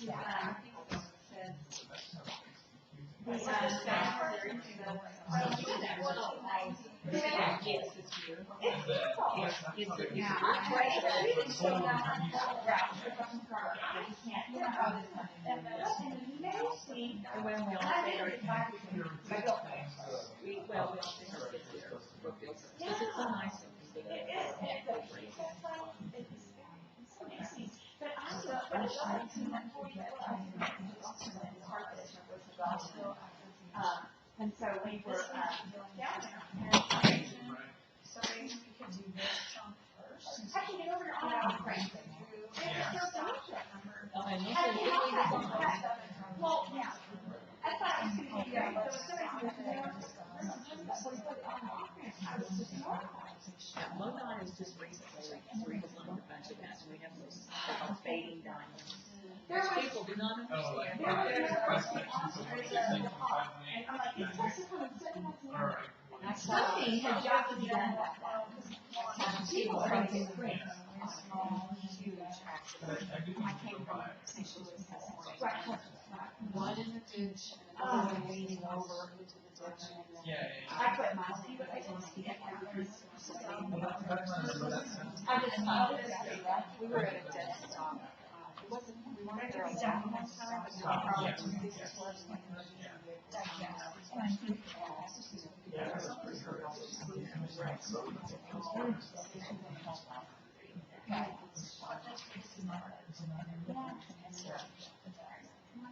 So So I'll do all this stuff here. Exactly. Yeah, it is.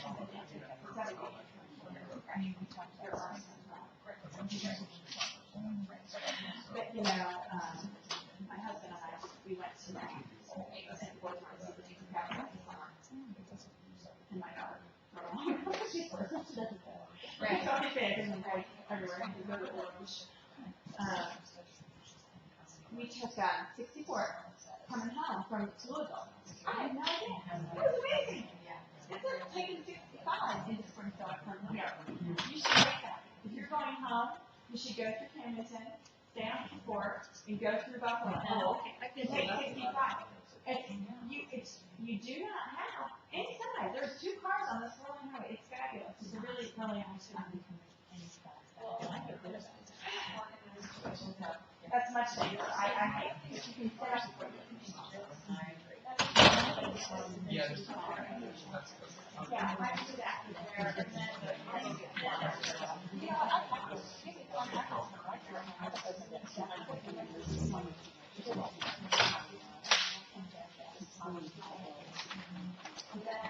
we're going to be at the mom. Is that going to be a mom? I'm not on that list. And one of those people we know was in the wrong meeting. Oh, was that Nick? Yes, Yeah. he's in the wrong meeting, so. He does social studies. And then we're gonna, no, right. I just noticed what you Please, your guns off. This should just make it more feeling to see the council. Yeah, we can incorporate yourself for their capital. We need to, yeah, so we said, remember to review it? Yeah. You know,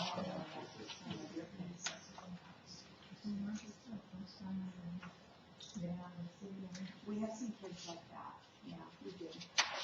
And it's, yeah, we have kids,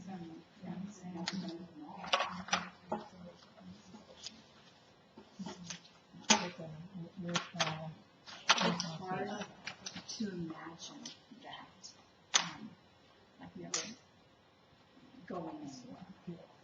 And that's something that we're talking about. Kids, that's bring up with them.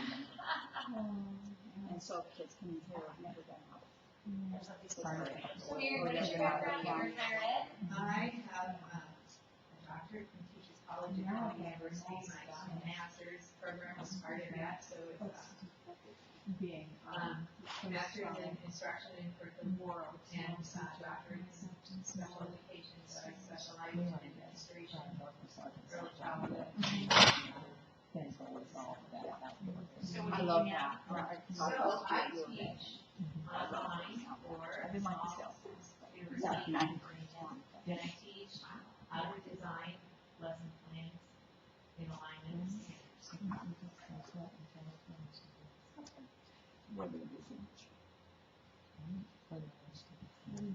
And your background is Social studies, K through 12, and curriculum and instruction, professional learning. And I teach face-to-face methods, teaching teachers how to align curriculum, at a university. instruction, and assessment. Which one? Webster University.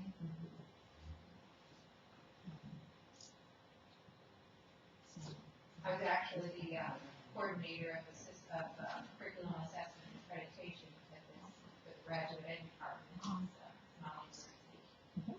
But I left that job to move back to the. Are you from Missouri? I am. Well, I'm actually from Pennsylvania, but I'm here 18 years. So,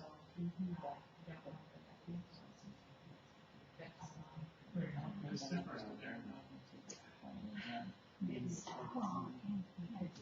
I'm sad. I think the quality of life is so much. a part of it. The cost of living. Oh,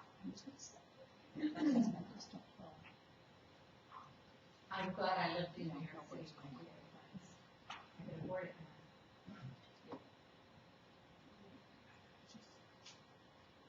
No, it's just great.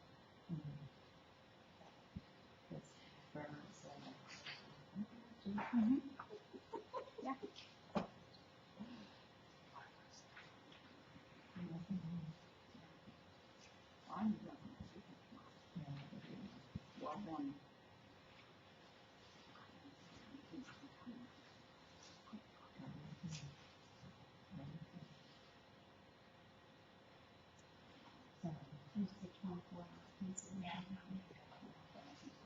Yeah, every time it's really to stay here. Go back and look at that.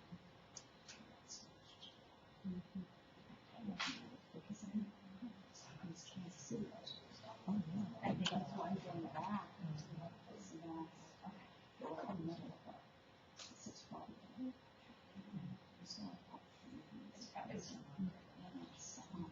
So this is correct. So It was one of those days when I said, oh.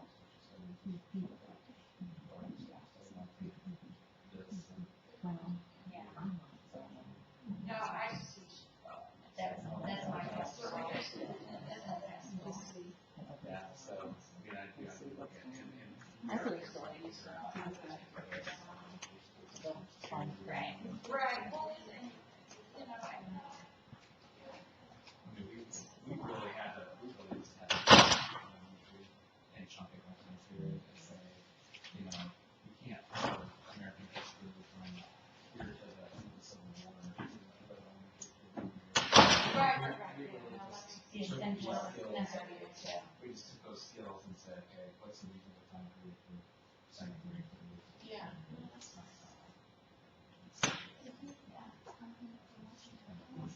Kindergarten, first grade.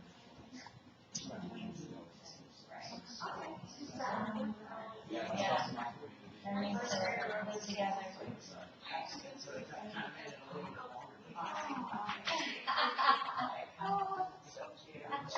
He's supporting the definition, so that's good. Wow. We're just,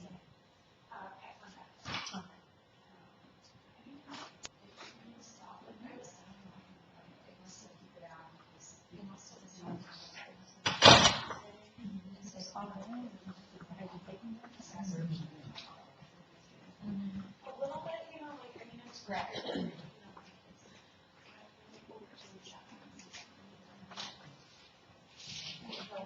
Yeah. And so like in the head or in the.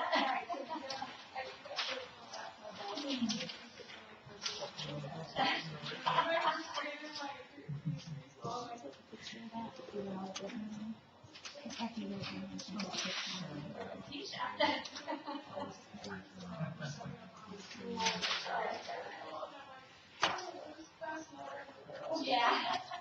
Sure.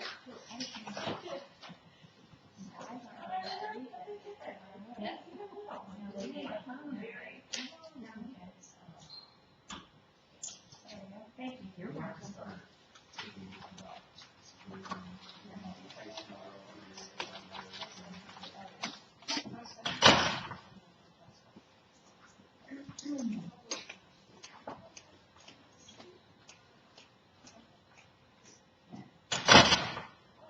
Yeah.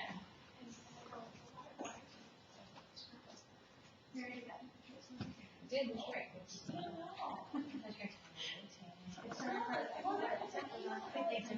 Yeah.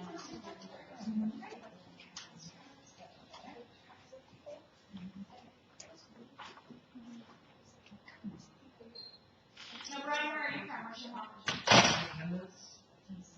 And the city side. Okay. So you had to drive, did you come up like nine, or did you come this morning? We came this morning. I have one of my colleagues is in the elementary math meeting as a reporter, one of the help videotape stuff. Okay. So she gave me her date, so we left pretty early. We got what, 5? Just a little bit 5? 5:30? You got here in 5 minutes. It's 2 hours. Oh, really? Are we all done? I don't know. Are we all? Well, they're not part of it. Okay. We were wondering if we wanted to just take a part of the bill, read it, talk about it. Oh, introductions. Oh, that's right, sorry. That's something that. You go first. So I live in Independence, Missouri. I live really close to Harry Truman's house. All right. In his neighborhood. I work for the Independence School District since 2000. And I actually remember being here on 9/11 at this very building. Wow. It's not a very good memory. But So I taught for 12 years, and for the last 3 years, I've been the instructional coach for 6th through 12th grade teachers in our school district. So to help them improve their practice in the classroom. So as we take our standards and how to make them meaningful for students and help them think deeply about these ideas, so that we have a good quality thinking classroom. That's sort of what I do. And then sort of manage PD training for teachers and that kind of thing. So I'm running. I'm Jamie Maker. I am the 2014 Missouri State Teacher of the Year. I'm newly replaced, so the 2015 is getting inaugurated. Did I say your name? I can't see it. Oh, it's Jamie Maker. Okay, there we go. Yeah. I am a high school social studies teacher. I'm in my 15th year. I taught almost everything there is to teach in social studies in those 15 years. I've been in the same building. I'm in Benton, Missouri, Rockwood Summit High School, which is just outside of St. Louis. And so in those 15 years, I've had the pleasure of teaching most of the courses that we offer there. And I'm the social studies department chair. I've done that for several years, and we're been through 2 curriculum writing cycles where we take state standards and then try to turn that into something actually workable for kids in our classroom. So I've had a lot of experience with these kids, and I'm excited to be able to look at these and really think about what this will mean for kids in our classrooms. And I'm Jessica Biewald, and I'm a social studies educator as well, secondary, middle school and high school. I've taught middle school, taught high school, been department chair, taught AP. I've also been an instructional coach, social studies K through 12, and worked through curriculum development, standards writing for elementary so that it vertically articulates up through the middle school and high school. Been in curriculum instruction for about 10 years and professional learning, and working with middle school again this year, which is fantastic. So I'm excited to be here because I think it's always good to get fresh eyes and fresh discussions on learning for kids and what their needs are for the future. And because there's been a lot of change in life in the past 10 years, basically, or less actually, but we need to look at what we need to do to help prepare them, and excited to be a part of that. Where did you say you were from? In the Rockwood School District. And you have kids? I do. How old are they again? I have 2 children, and they're now in college. My youngest just went to college. Oh, you don't want that old at all. Thank you. I do. One's a senior, one's a freshman. So, and they, have gone through K through 12 learning social studies. They've been very fortunate that they have had a school system where social studies is taught in elementary, and that's not always the case in Missouri. So. I'm actually an observer, but I'm Nancy Schneider, and I'm the curriculum coordinator with Springfield Public Schools, and I administer social studies and world language programs for the district. I've been in Springfield since 2006. Prior to that, I taught social studies with Clark County Schools in Las Vegas, Nevada for 12 years. My home, original, Oh, really? Awesome. many moons. So do you like Springfield when you're going down there? Yeah. Okay, in Las Vegas? Yeah. The trees? We have trees, we have green, and the only thing is everything closes too early, but otherwise it's good. I stopped going to the grocery store at 11 o'clock at night. I'm Dr. Mary Boone. I am semi-retired. I teach online for university. My background, I explained, I have a master's degree. First, my undergraduate is in speech path, which led me into deaf education. I taught all subject areas of deaf education because that certification is K-12. I left and became involved in curriculum when I went to Teachers College at Columbia University. So my first master's was in special education. My second master's is in curriculum and instruction. And then the overall doctorate is in special education, but it has an emphasis in administration, early childhood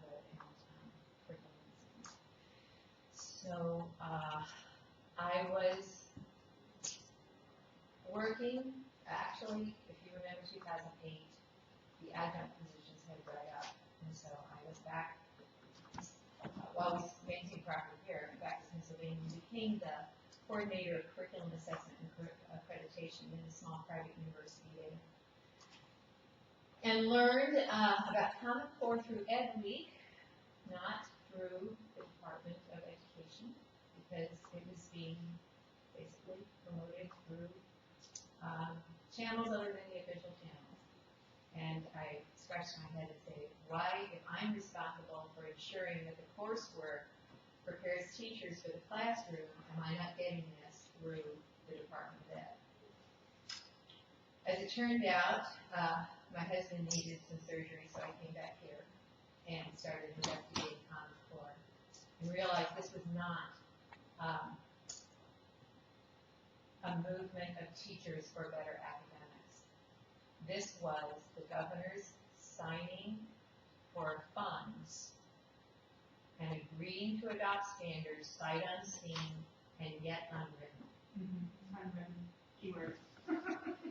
And as a professional who dedicated 37 years of her life to excellent education to unleash the power of kids, I was offended by an elected executive undermining what teachers do, and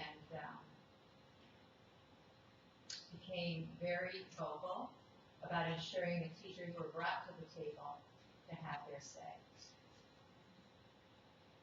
So, when I learned about the Curriculum Alignment Initiative, I was livid, because that was faculty and teachers. And what happened to this was it got shelved when the governor signed the dotted line for $1.7 billion.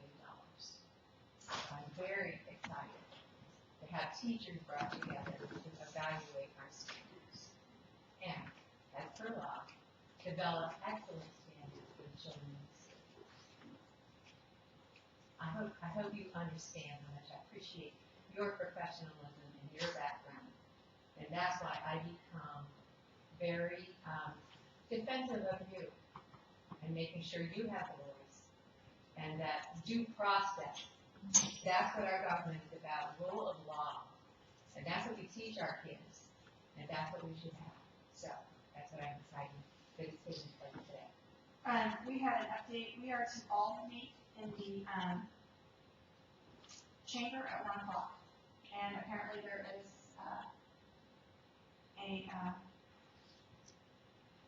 someone, Is that Nina? I believe so. Meet in the chamber at 1 o'clock. Nina is telling all groups. How's the chamber? And where did this information come from? I don't know. I got on some kind of thread.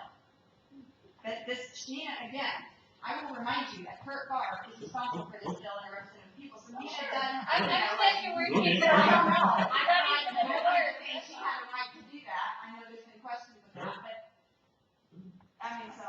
Question. I don't know. I don't understand all the laws, and again, I was asking, what was the job description for Desi? I was asking you that because they don't know that, and those sorts of things. So, in relationship to this, because I know they're public servants as well, but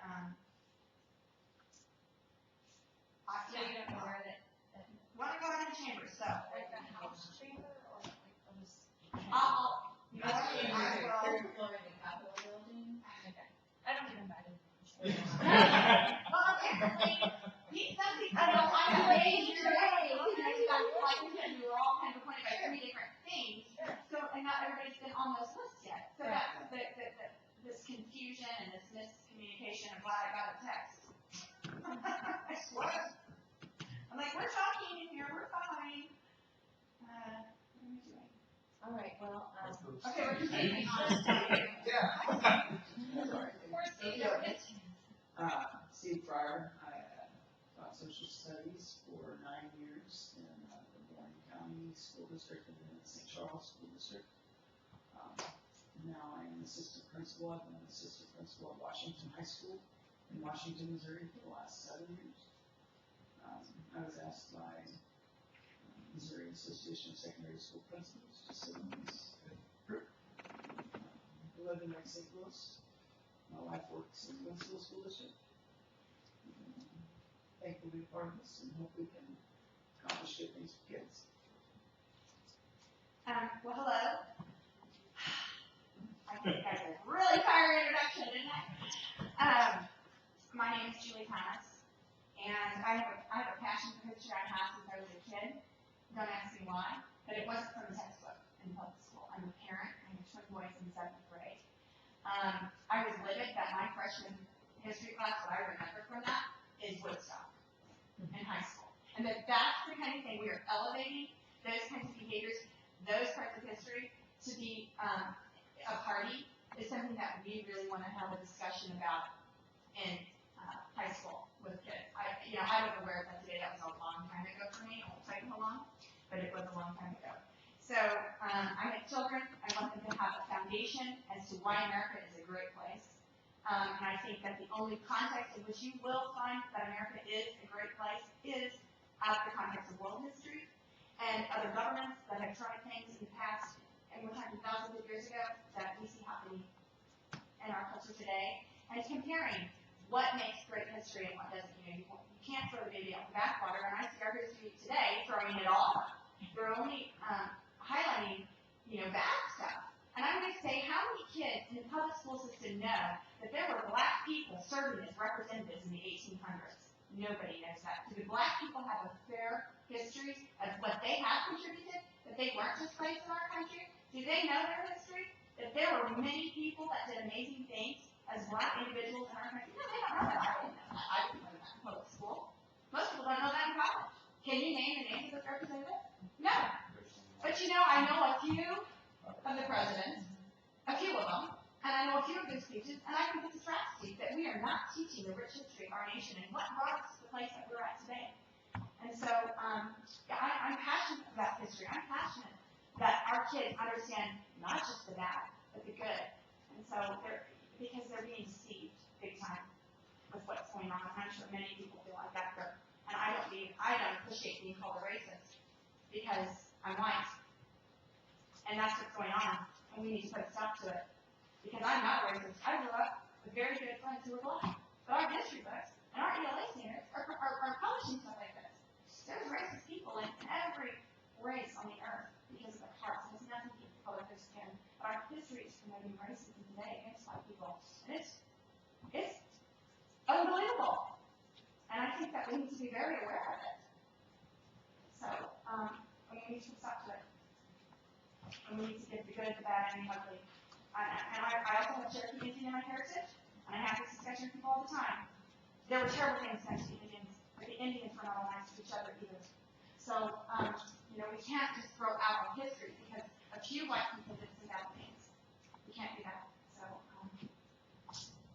I'm very passionate about it, and I'm sorry that I'm so passionate about it, but I am.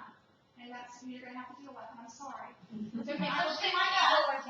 It's all good. I will do my best to appreciate everyone in this room and their opinions, and do what I can to help serve you all. And I'm not the expert in the room, and I'm not afraid to say that, but I am a parent, and I am someone who has experience in urban history. I homeschooled my twin boys in 2nd grade, and I sent them back in 3rd. So, you know what? I want to be able to work with teachers, and I appreciate teachers. Because I went through that in a very small way. And it upsets me the way teachers are being treated today.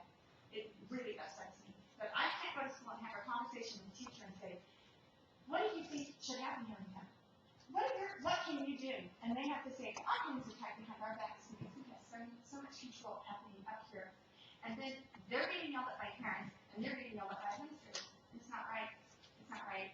And so I appreciate the process of having teachers and parents working together in a somewhat more local fashion to untie the hands of teachers, to give them that passion that they have and let it flourish, let it fly. They're the ones who work with these kids. They see what they need. They see what can inspire them.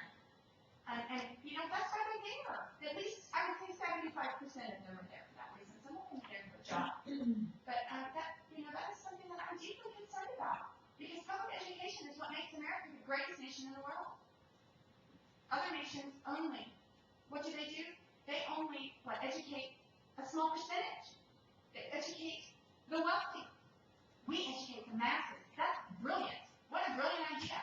But they knew, even way back when, and maybe you know the quote, I don't know the quote, one of the founding fathers who was part of the establishment of the public education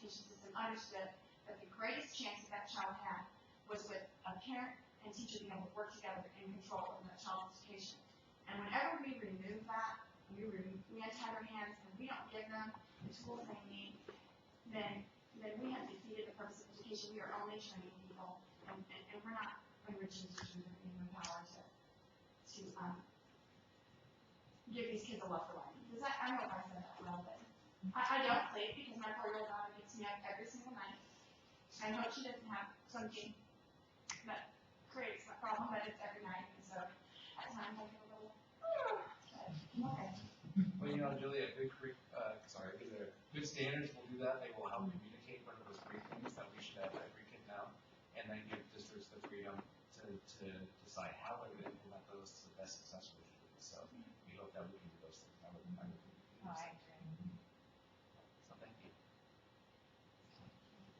Dan Harvey, I'm a software developer, moved out here in '88 from Las Vegas, and got 3 kids. I've had at least one of them in the Francis Howe School District for the last 20 years.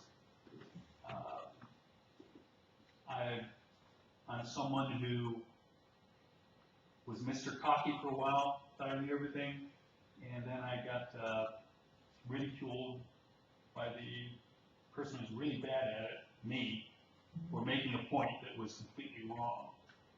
And after investigating a few of the things that I had got that point from, I kind of chucked it all and went back to Homer and started working my way forward to figure out where we are and how we got here. And history has been a strong, central part of that, including social studies and so forth, around 1960, and moving forward. So, history, standards, government, geography, and so forth. Very interested in seeing what we can pull together out of what's available now to make something useful for kids today and tomorrow. So you're a parent? I am a parent. And a re-educator of the curriculum that comes to the house.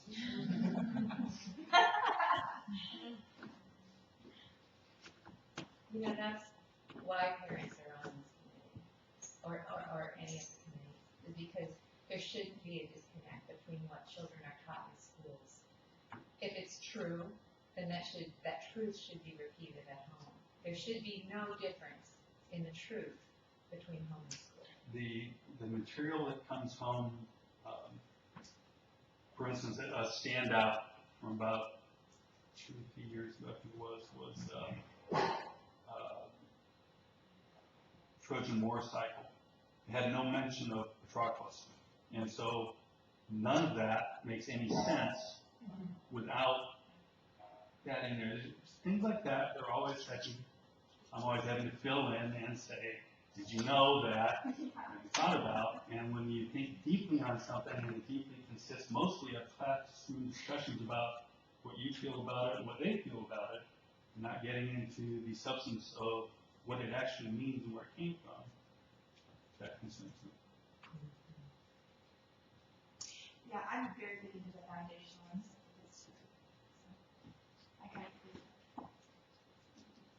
My name is Wendy Rogers, and I'm very honored to get to be here. And I'm so grateful that whoever decided who was going to get to be on this committee, which that's kind of a question I'm not quite sure about, but I'm not really sure about all that yet. But I'm very grateful to get to be a part of this. I'm glad parents are being incorporated into this. And so that overall, when you have different perspectives to be able to come into something, you should have something that's definitely more well-rounded and more effective for that.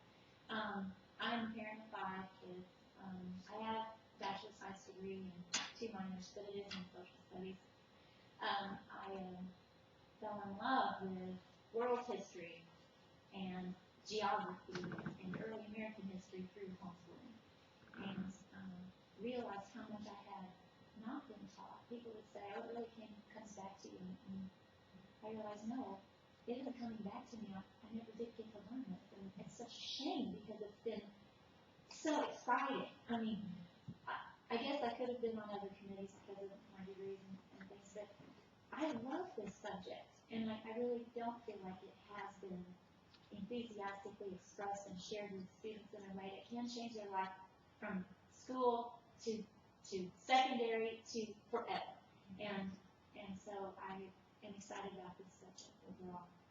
If you want to know what I do now, I'm an entertainer. That's what I can do as arts and show, but love my kids, love their education, and hope that I can be a positive influence in this process.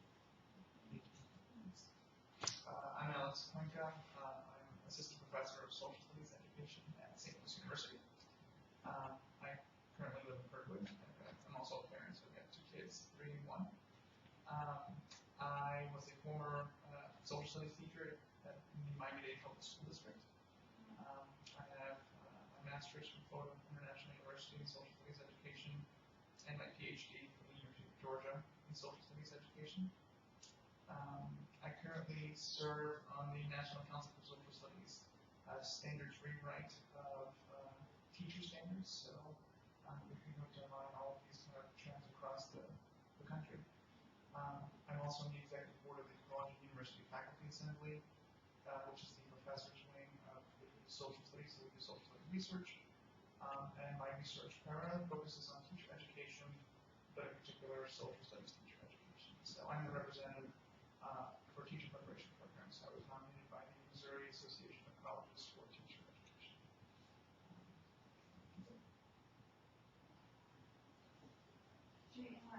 Are you sleeping? I am. My wife is a human therapist.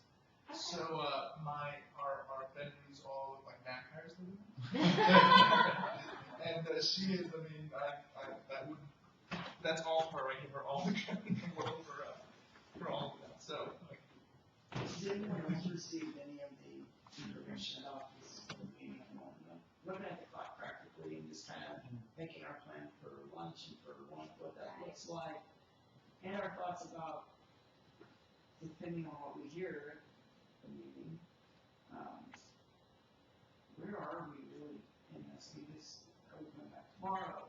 What do we do? I mean, I guess we can't answer that until we know. Do we want to maybe try to, because the meet was at 1 o'clock? 1 o'clock. So maybe we could try to take 45 minutes to just go through the House bill, because that won't change That's what I was regardless. planning. And then maybe we could break for lunch and then just regroup. Yeah, Sure. I think that's a great idea. So, everyone's done.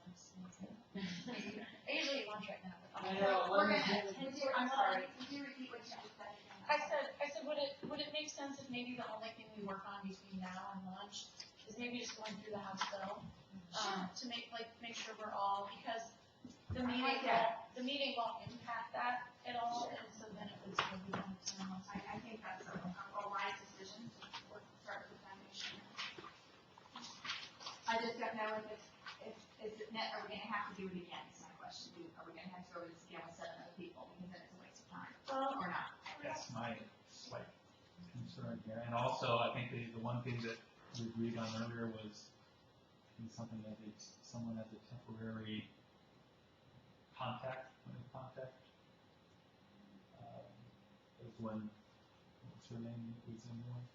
Nina. Do you want to do that, or?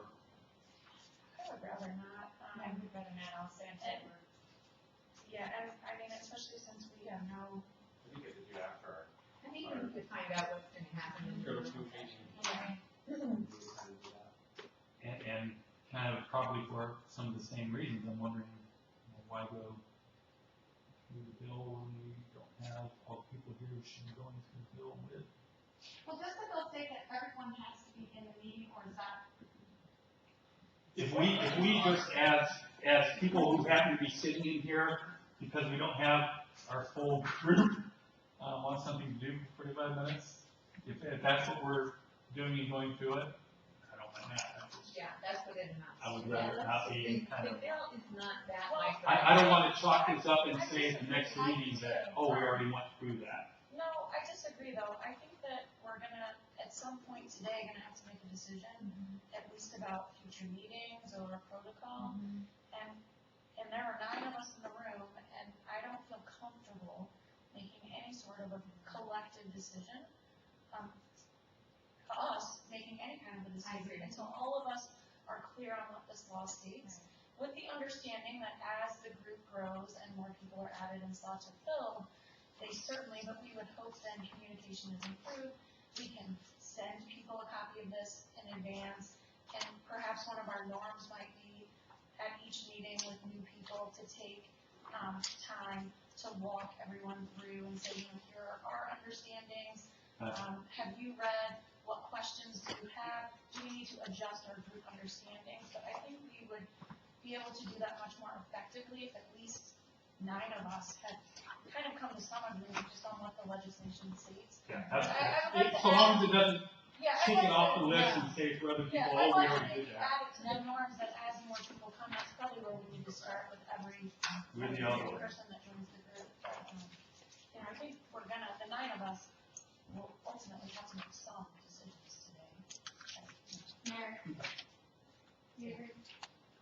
Oh, I agree, and that's how we started the meeting. Right, To say, you know what, we're the adults in the room, and we've done this before, and we can do it. The law doesn't micromanage down that far. All the law states is that the state board would convene the meeting before October 1. That's been done. The rest of it is up to us. And I would like to know what the discussion is going to be at the general meeting. At 1 o'clock? And I think at this point we just acknowledge that we're having a conversation among the people who showed up.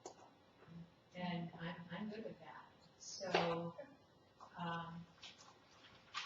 do we want to try to kind of chunk this bill into kind of sections where we kind of read and then discuss in small sections? Just hard to get your voice, sorry.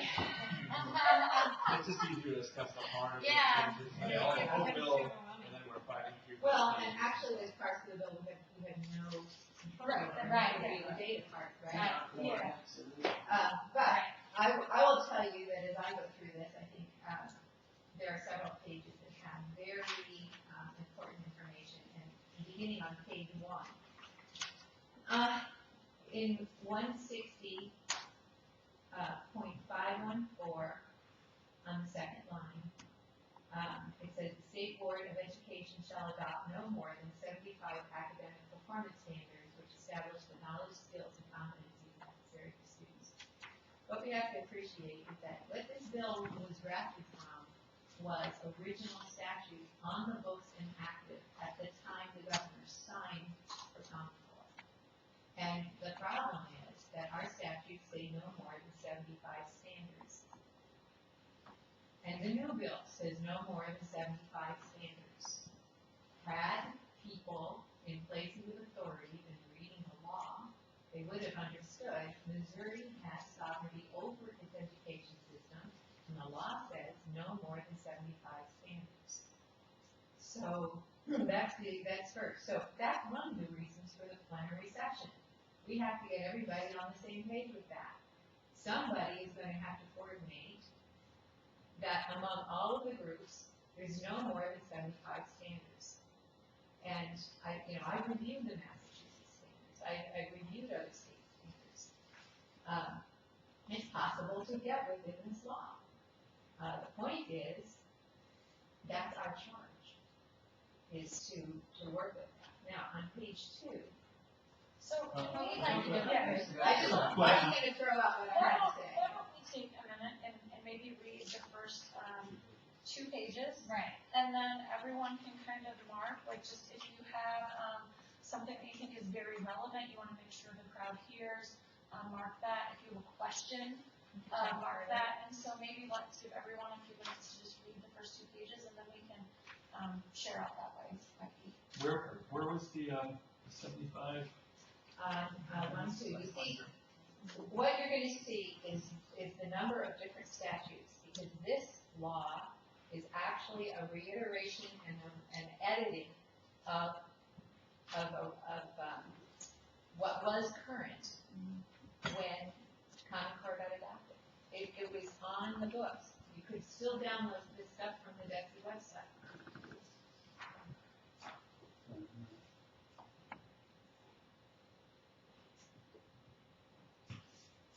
And so when Go back to the short table here. okay, one way to mark up your PDF is to take little stickies find the numbers of the existing statute, like 165.14, and then we can discuss the lines underneath that. Because what you see throughout this document is a series of existing statute being modified.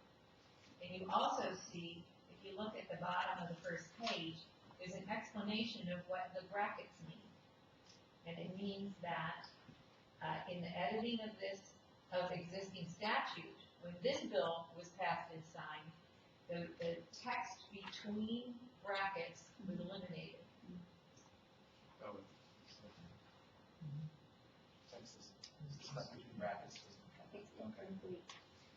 Do you want to go through that and find the brackets and eliminate that language? And then the text in bold is what was added to existing statute. Okay, thank you for helping us understand this. All right, so your first set of brackets are on the bottom of page 1, where it's on line 8. You see it right after the 2? That's the opening bracket. The closing bracket is on the top of page 2, line 1, where it's 14. You'll see the closing bracket in the middle of the page. So that is And the the bold old- it replaces the Yes. And some new language as well. Right. Yep. All right, your second set of brackets. Can we go go through- through? Let's read. Oh, you want to read? Okay.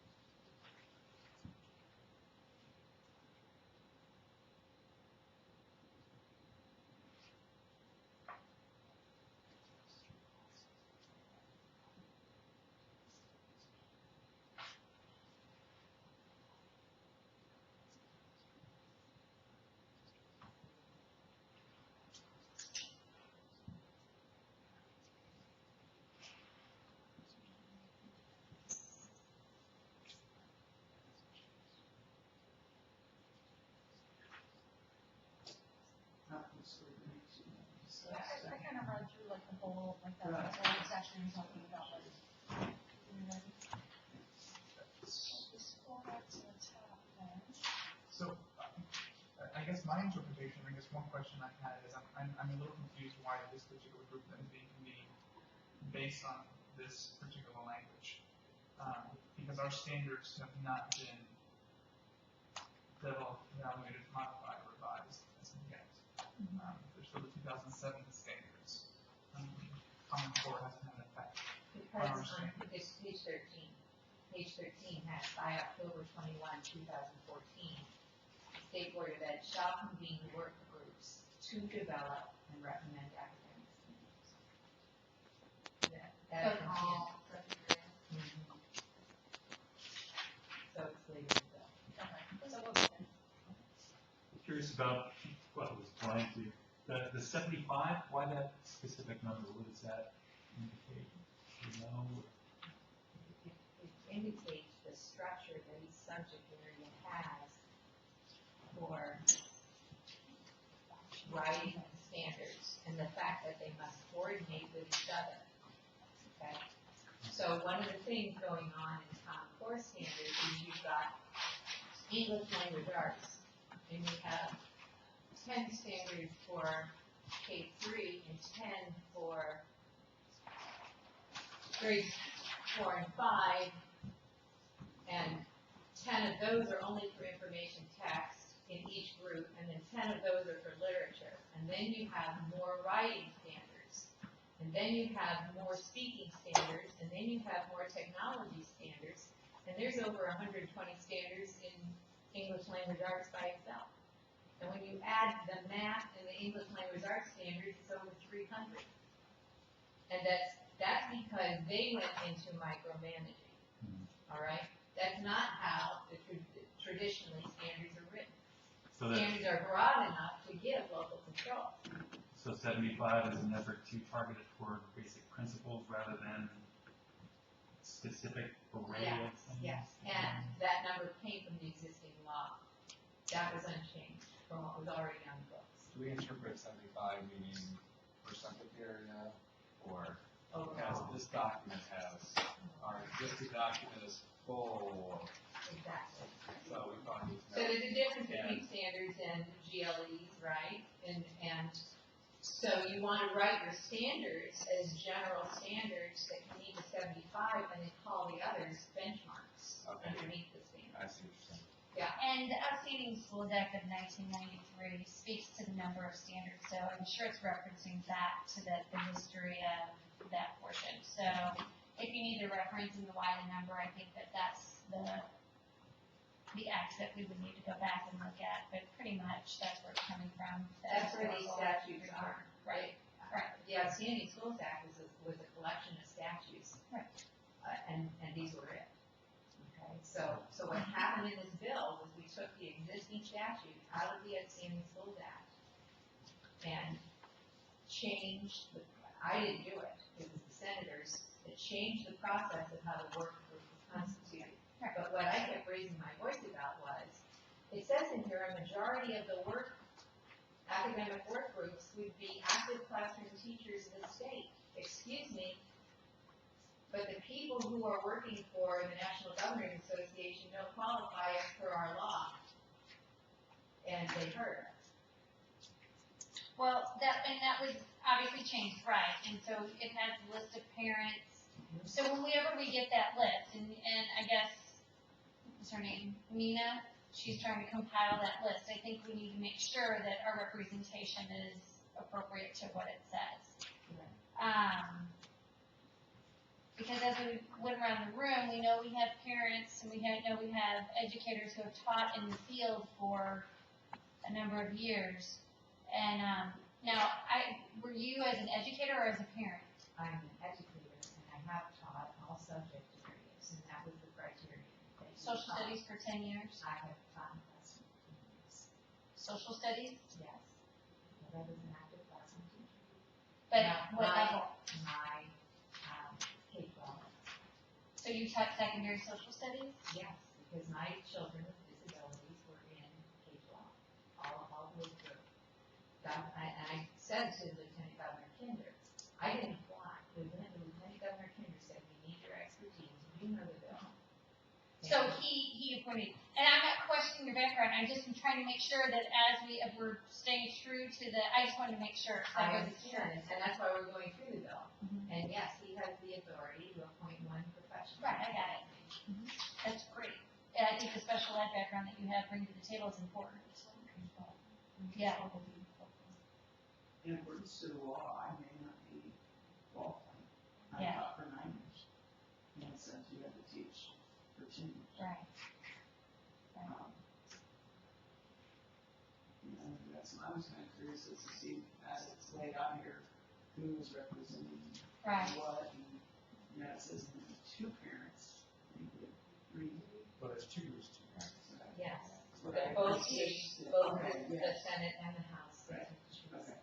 Right, so we have 2, well, We're supposed to have 4 parents members. there's, and I think we have 3 here. 3 here, but there's one more that maybe couldn't come today. And then it says 1 educational professional, from teachers' organizations, that was me. 1 educational professional selected by the statewide association of Missouri School Boards is. I'm not school boards, I'm down here. Okay, so that's one we're missing. So we're missing the school boards. I would select by the state school board submitted the statewide coalition of school administrators. Yeah, those are You're belong five. in other groups. And then 2 educational professionals selected by the pro tem of the Senate is 1. So we have 1 more. Didn't she say there's one more that didn't enter spot? The Senate has not finished. So we're missing one ed professional by the, okay. And then ed professional by the Speaker of the House are not present, right? So by the Senate's office, we only have 1 of 2. By the House office, we have 0 of 2. Is that, okay? And then it says 1 educational professional by the governor, that's me. Lieutenant governor is you. 1 by commissioner of higher ed. We don't have higher ed. Okay. Well, you're not He's representing. Well, I'm in higher ed, but I'm not representing higher ed. I'm representing a teaching corporation. Yeah, named by nationally career and technical education student. And then 1 teacher prep. So you're 12, so we're also missing the career and technical representative.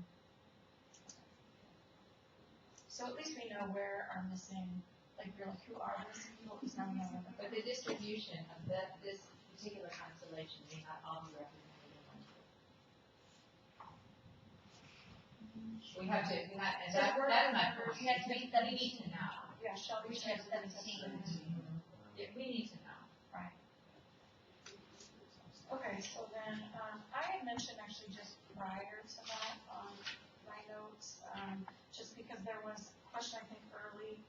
I had noted the line, like, just above the bullet points, where it spelled out, subject area of history and governance shall incorporate geography, history and government of U.S., history and government of world history. So that will be our charge. Those are our areas that we're writing standards for. And you know there's another statute on the books, right, about Missouri history and U.S.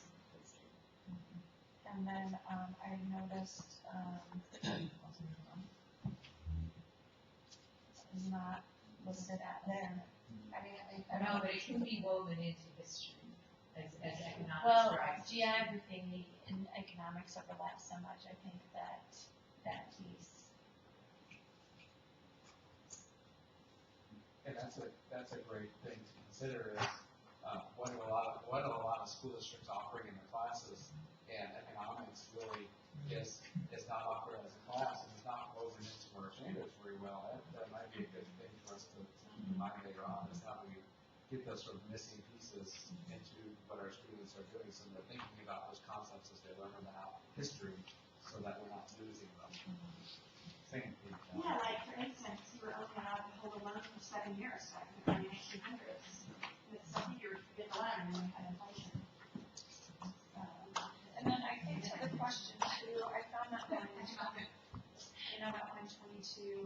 did say develop, evaluate, modify, or revise. Right. Standards, so it includes the full gamut of, you know, the process. That says whenever the board constitutes, but your mandate for this meeting constituted for October 1 is to develop. But I guess what I'm saying is as part of a development process is to, I mean, there may be some current expectations that we wouldn't need to change. Yeah, I get that. My point is, if there were any notions that we just review and rubber stamp common core, that is not the charge. So Well, Mary, that is we don't not have from to- the board. Not in this And group. we know that we keep on talking about Common Core, but our social studies state standards are not influenced in the least. Yeah, no, we get that, but we're not the only people I here. No, but we're understand just that. talking about Our particular charge of social studies standards, and they're fundamentally all Missouri. I mean, Right. I get that, but in a plenary session, everybody else would get it too. But right now, what you need to appreciate about math and English is they've got a tough road to hoe. Exactly. I understand that, and I appreciate that. Yeah, but that's not what we're, Yeah, yeah, our that's charge not is what social we're studies. I get it, I get it, in all honesty, I get it, but the conversation, the reason for this bill is common Sure, core. I get the politics, completely makes sense to me. I wanna just keep focused on social studies. I agree. What will help with that is to start with a blank piece of paper and write standards is so very difficult. And we can be informed by this, there are certain standards we might love and feel very comfortable about, and things we feel like need to be improved and rewritten because they are more representative of what we feel students should know and be able to do. Yes. And so, this is a good starting point. Right. To go. Right. And I appreciate your comment about economics, because even as I look at Massachusetts standards, economics is a standalone strand. And it actually is part of the factors that drive history. So why are we using it as standalone? Why are we understanding that it affects people's choices, rulers' choices? And I think what you're getting at ideally is social studies. I mean, Right. that's, interdisciplinarity between geography, history, civics, and economics, I think is what social studies is. And so ideally, yeah, if we can have, think about what that might look like, I think that would be really great advancement for our kids. As you can appreciate that there is additional information that is controversial. And we need to understand our law, what it is we can do, what comes under the umbrella here, and understand what doesn't, what might be flying out in the current professional discussion that isn't assumed under our law. Too micromanagement. Too much micromanagement. Do we have more comments on those first couple of pages of the law though, before we maybe read it a little further? I don't think so. It was just paper me, so. Well, that's okay though, that's what we're doing is. I can read that, and I'll do that extraordinarily out. The rest of them kind of chunks like smaller, I think, like if we, maybe, if you haven't read through, a good place to maybe stop and talk again would be when it first references 160.516. So maybe we could kind of discuss everything before that, and then once we get down to there, we could maybe read 160 and then talk, and then I think it goes to 161 and talk, some smaller, maybe those little smaller pockets, I think the rest of the document. So we're gonna read basically the next page, Yeah. 160.516. Does that sound like a fair amount? Do you want me to point out the brackets to you? I think if you know that structure, it helps me to know that was Okay, wrong. the brackets from the original one? Yes. Okay. The brackets mean that's what was in the original statute, and we're changing it. And we replaced by the bullet points. Fold is new language, right? And would you repeat again the section you're reading? Well, I'm on a PDF, so it's probably my page numbers are different. I think I After just number read one more page after number 12, and then we'll stop and discuss, we'll stop to break for discussion where it says 160.516. Right. Because that's what I thought you said, but I wanted to delete it. I didn't see a good break before that in the document.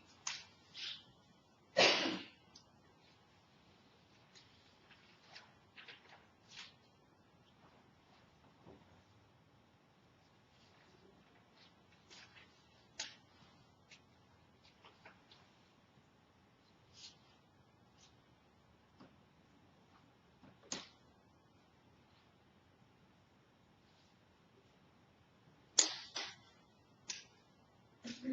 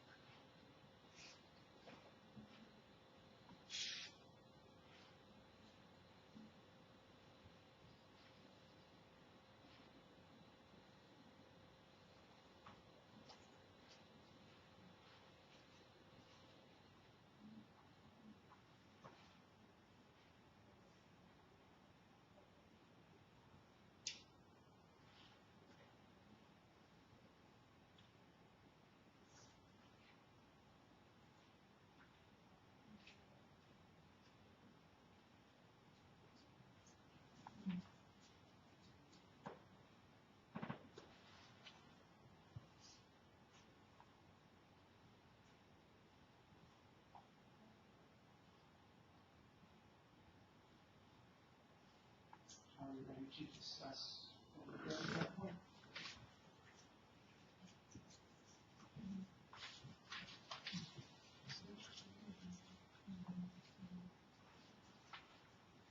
one thing that comes out to me,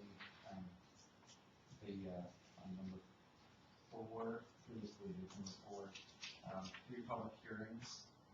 I'm pursuing a separate event than the work group meetings. I'm sorry, there we are.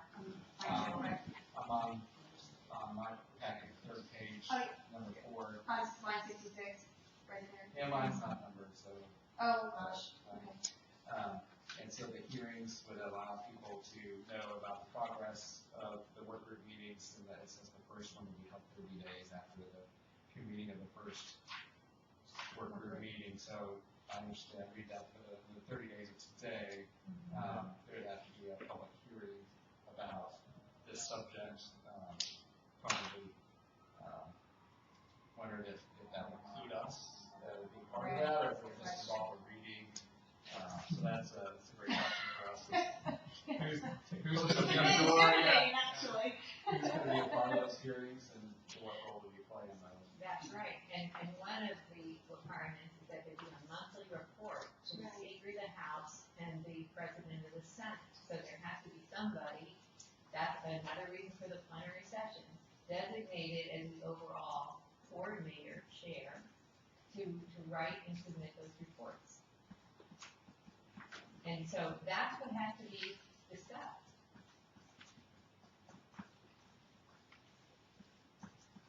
Sorry if I came in a little concerned, but there are many aspects to this law that have to get ironed out by the group. And I think all of us are in agreement with that. It was just a little, overwhelming at the beginning when we hadn't even had a chance to get settled and meet everybody. So I think we're on a really good path here I have to agree, and you understand that none of that tension is directed towards you, but I was offended. So I appreciate your patience. Other comments or questions about the section on the hearings? There was the 3rd hearing for me. They were quite explicit about the first 2 and the length of time, but then the 3rd hearing, when the group submits the standards, then it gets a little bit vague about how soon after that has to happen. There's no time frame there compared to the first 2. And trust me. Yeah, I think there is a time frame when this is supposed to be finished. Is that? That's what it's finished. Yeah, The first date, 2015, is that? The 3rd hearing is what I'm talking about, though.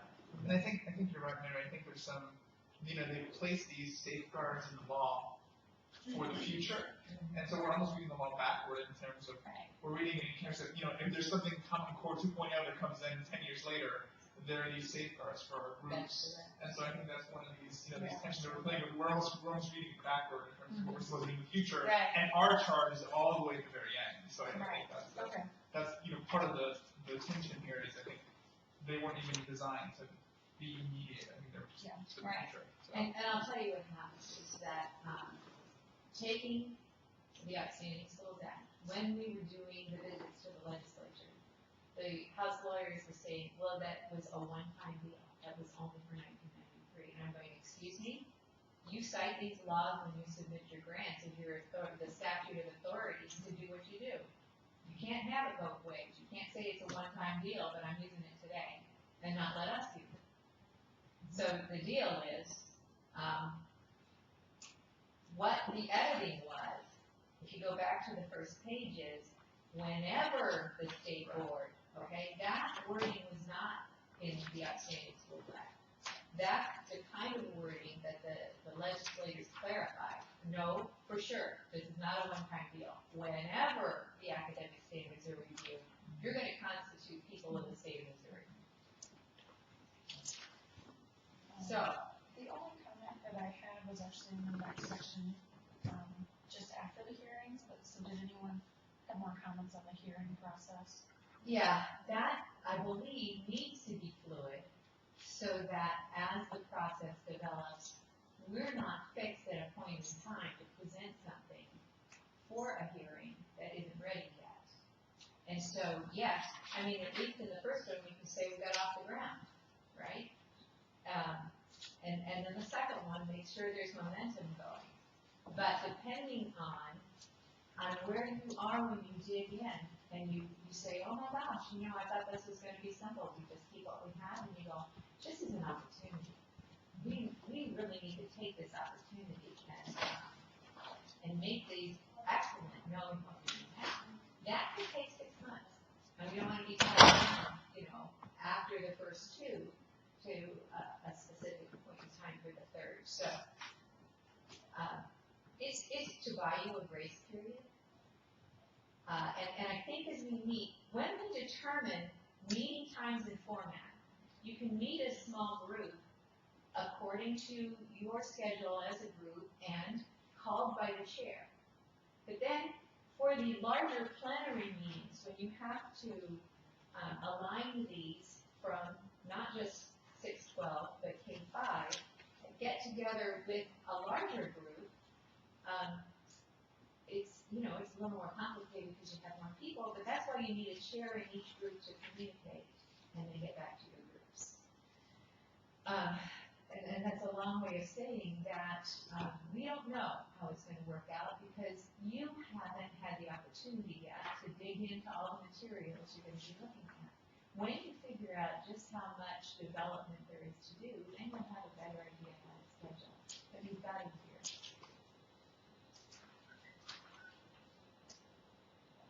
My only comment on that next section, when it was discussing, the State Board of Education shall develop written curriculum frameworks, and this is just old language that just remained. I'm only mentioning because a couple of times in this room already, we've sort of been using the words standard and curriculum, and sometimes they become interchangeable, and they're not. So I wanted to take a minute to maybe just as a group make sure that we're all okay with the language of standard versus curriculum. Standards. Well, but it's well, but it's two. So what we're going to do, I call it the difference between a law and the regulations. All right. So the law gives you the skeletal outline and the backbone and some of the process. But then you have to flesh it out with regulations, fill it in, and that's more like the curricular framework. But then you have to get even more defined for a particular school district to function. That's the curriculum. Right. And so what's important to keep in mind, More individual for the school. right. So what we're going to come up with is like a standard. Is something that every school, every kid, like it's a non-negotiable. So typically those are written at a more broad level, and that's how 75 can be more functional, because a standard is a very base, low bar. Every kid, no matter what class, is going to get this. It's not what you're seeing come home. Like what we're going to be working on is not, it's not going to be when your kid comes home with a homework assignment or something that isn't great or not good, that's all within that world of curriculum. So curriculum is the local decision of, okay, in our school, in our district, and where we live, what is this going to look like for a kid? And so Jimmy, let me ask you then, in relationship to history. Like, in my view, I would say, let's say we're talking about the 1600s. Right. Okay, so we're talking about a standard. We were picking time during the Romantic period, the Baroque period, or whatever. I don't know history better since it's costing us, but we could say, like for me, like I said, I think history needs to move away from textbooks. So I want to get into actual biographies and autobiographies of people, because I think that tells us a little better than somebody writing about the war and a few pictures and all that. But so that's kind of micromanagement a little bit. But so we make a suggestion of authors or biographies. You can pick from these people within that era. You should pick someone, read his biography, or am I making sense? And what we're describing is a curricular decision that would happen in a local school district. What a standard is going to look more like is, what do we want students to be able to do with a biography? So it may be looking at a skill set of interpreting biography. It might be a skill set of interpreting a primary source document. We're going to be looking bigger than the list of actual people you could choose from, that's what your school district would do. And then if I'm a teacher, my lesson is to actually pick the one person.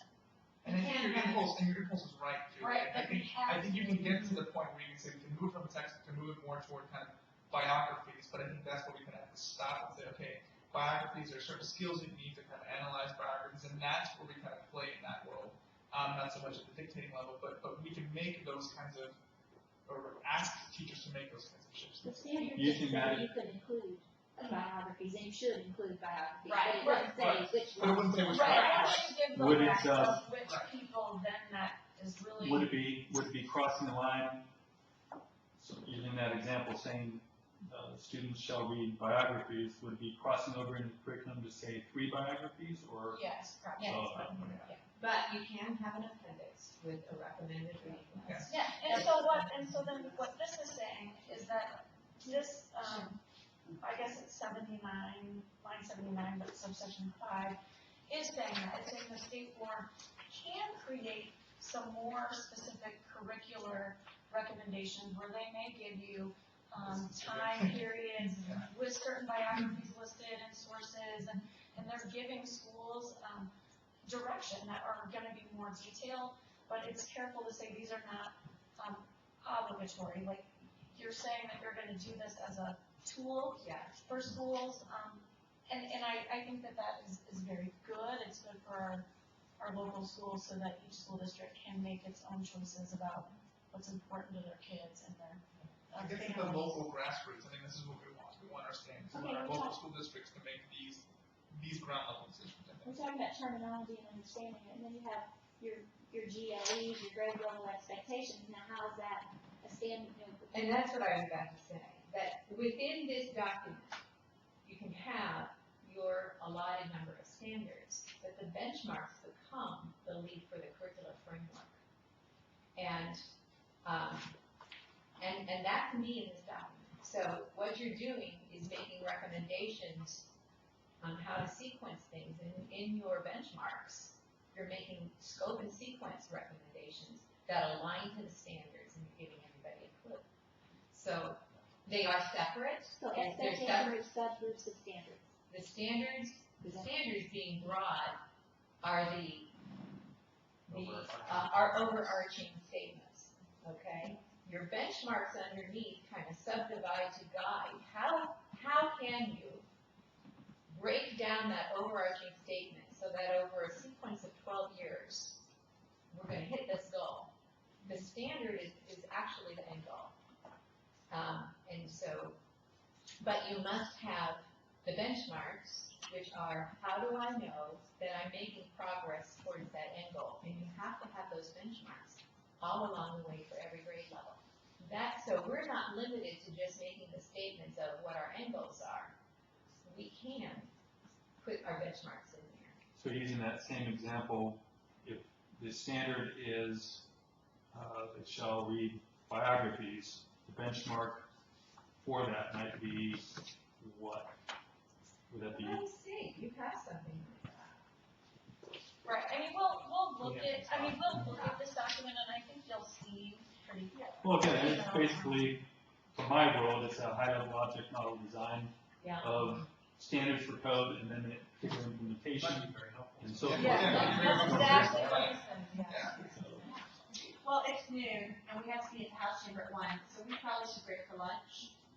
Is that what I said, House Chamber? Somewhere. And I have 37 texts on my phone, so from some number, that's probably like, Who selected you? If it's a house, it was Nina. She was Chris our Howard. name. Yeah.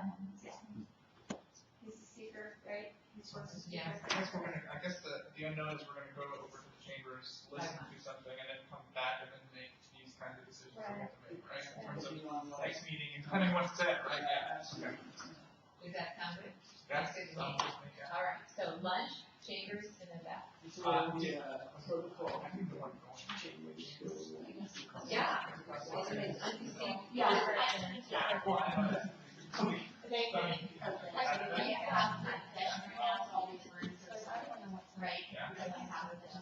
a house, the representative. percent perhaps from the cafeteria. We'll get some.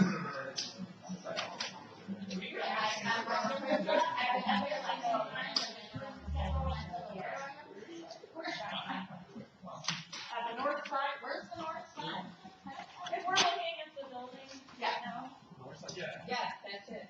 So, but when we get inside, does anybody? Go to the third floor. Third floor. The big double doors that go into the great room is the house. And we were to the left. To the left is, if you go up the middle stairs, you go up the front door, you're gonna go to the left. Okay. And you'll, Fine, yeah. double doors, they look like, it's funny, they look like old fashioned kitchen doors. Oh, yeah. Here's how the senators are considered the deliberators. Yeah. They get the view of the river. Yeah. Their offices get the view of the river. So the house side is the cheap seat. Sure. As always, right? All right, and that's how we go about it. If you can see the river, you're on the wrong side. Okay.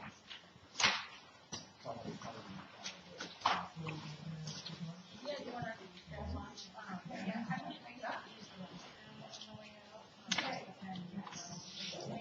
Yeah.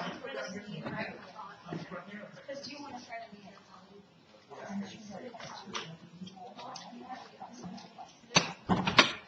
You're just grabbing your sandwich.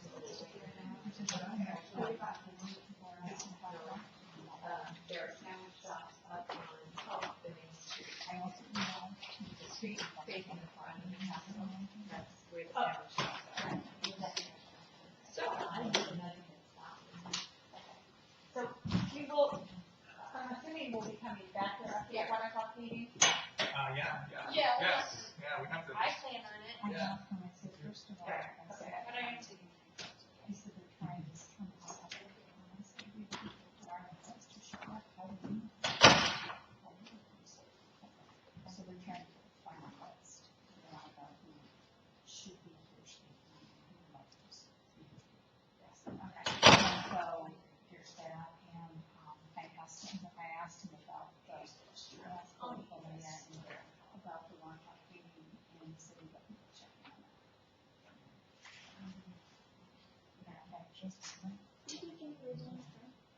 I'm originally from everywhere. I grew up in, my favorite, it was called Hawkins, and I had it.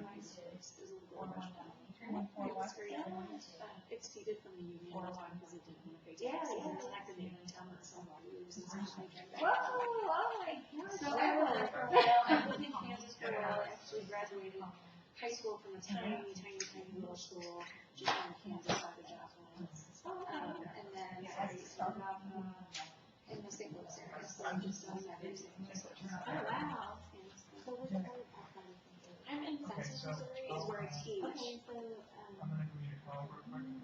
Yeah, I mean, I was a cross country coach for a long time, so we went, hey, do you want to go?